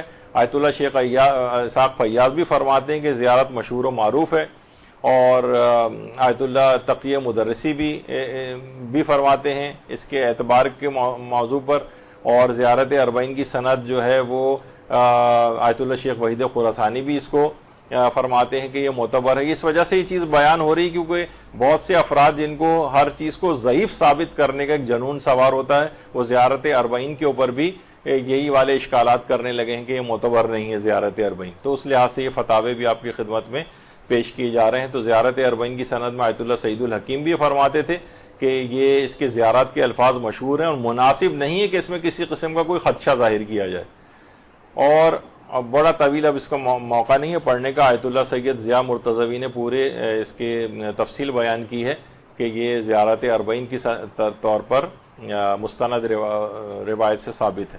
آیت اللہ خوئی سے بھی جب پوچھا، آیت اللہ سیستانی سے پوچھا گیا تو انہوں نے فرمایا کہ دعاؤں اور زیارت کے سلسلے میں سند کو ملاحظہ کیا ہی نہیں جاتا، بلکہ ان کی سند ان کے اعلیٰ اور بلند پایا مضامین ہوتے ہیں، یہی بس ان کی سند. اور یہی آیت اللہ سیستانی سے مختلف انداز سے زیارت اربعین کا سوال کیا گیا اور کہا کہ بعض افراد یہ کہتے ہیں کہ زیارت اربعین ثابت نہیں ہے، آپ کیا فرماتے ہیں؟ تو امام آیت اللہ سیستانی نے فرمایا ایسے افراد کی بات پر بالکل کان نہ دھرے جائیں. اب اتنا وقت نہیں ہے ہمارے پاس، کیونکہ ورنہ مولانا کا میں وقت لے لوں گا، وہ مناسب نہیں ہے، اگرچہ گفتگو اس کے اندر اور بھی بہت کافی موجود تھی. تو بہرحال بس آخر میں یہی دعا ہے پروردگار عالم سے کہ وہ آئندہ سالوں میں ہمیں بھی محروم قرار نہ دے اور دیگر زائرین کی طرح سے اس طرح اس سال زائرین اربعین کے موقع پر وہاں پر پہنچے ہوئے ہیں، یہ سعادت ہم سب کو نصیب فرمائے. وصلی اللہ علی محمد وآلہ الطیبین الطاہرین. درود.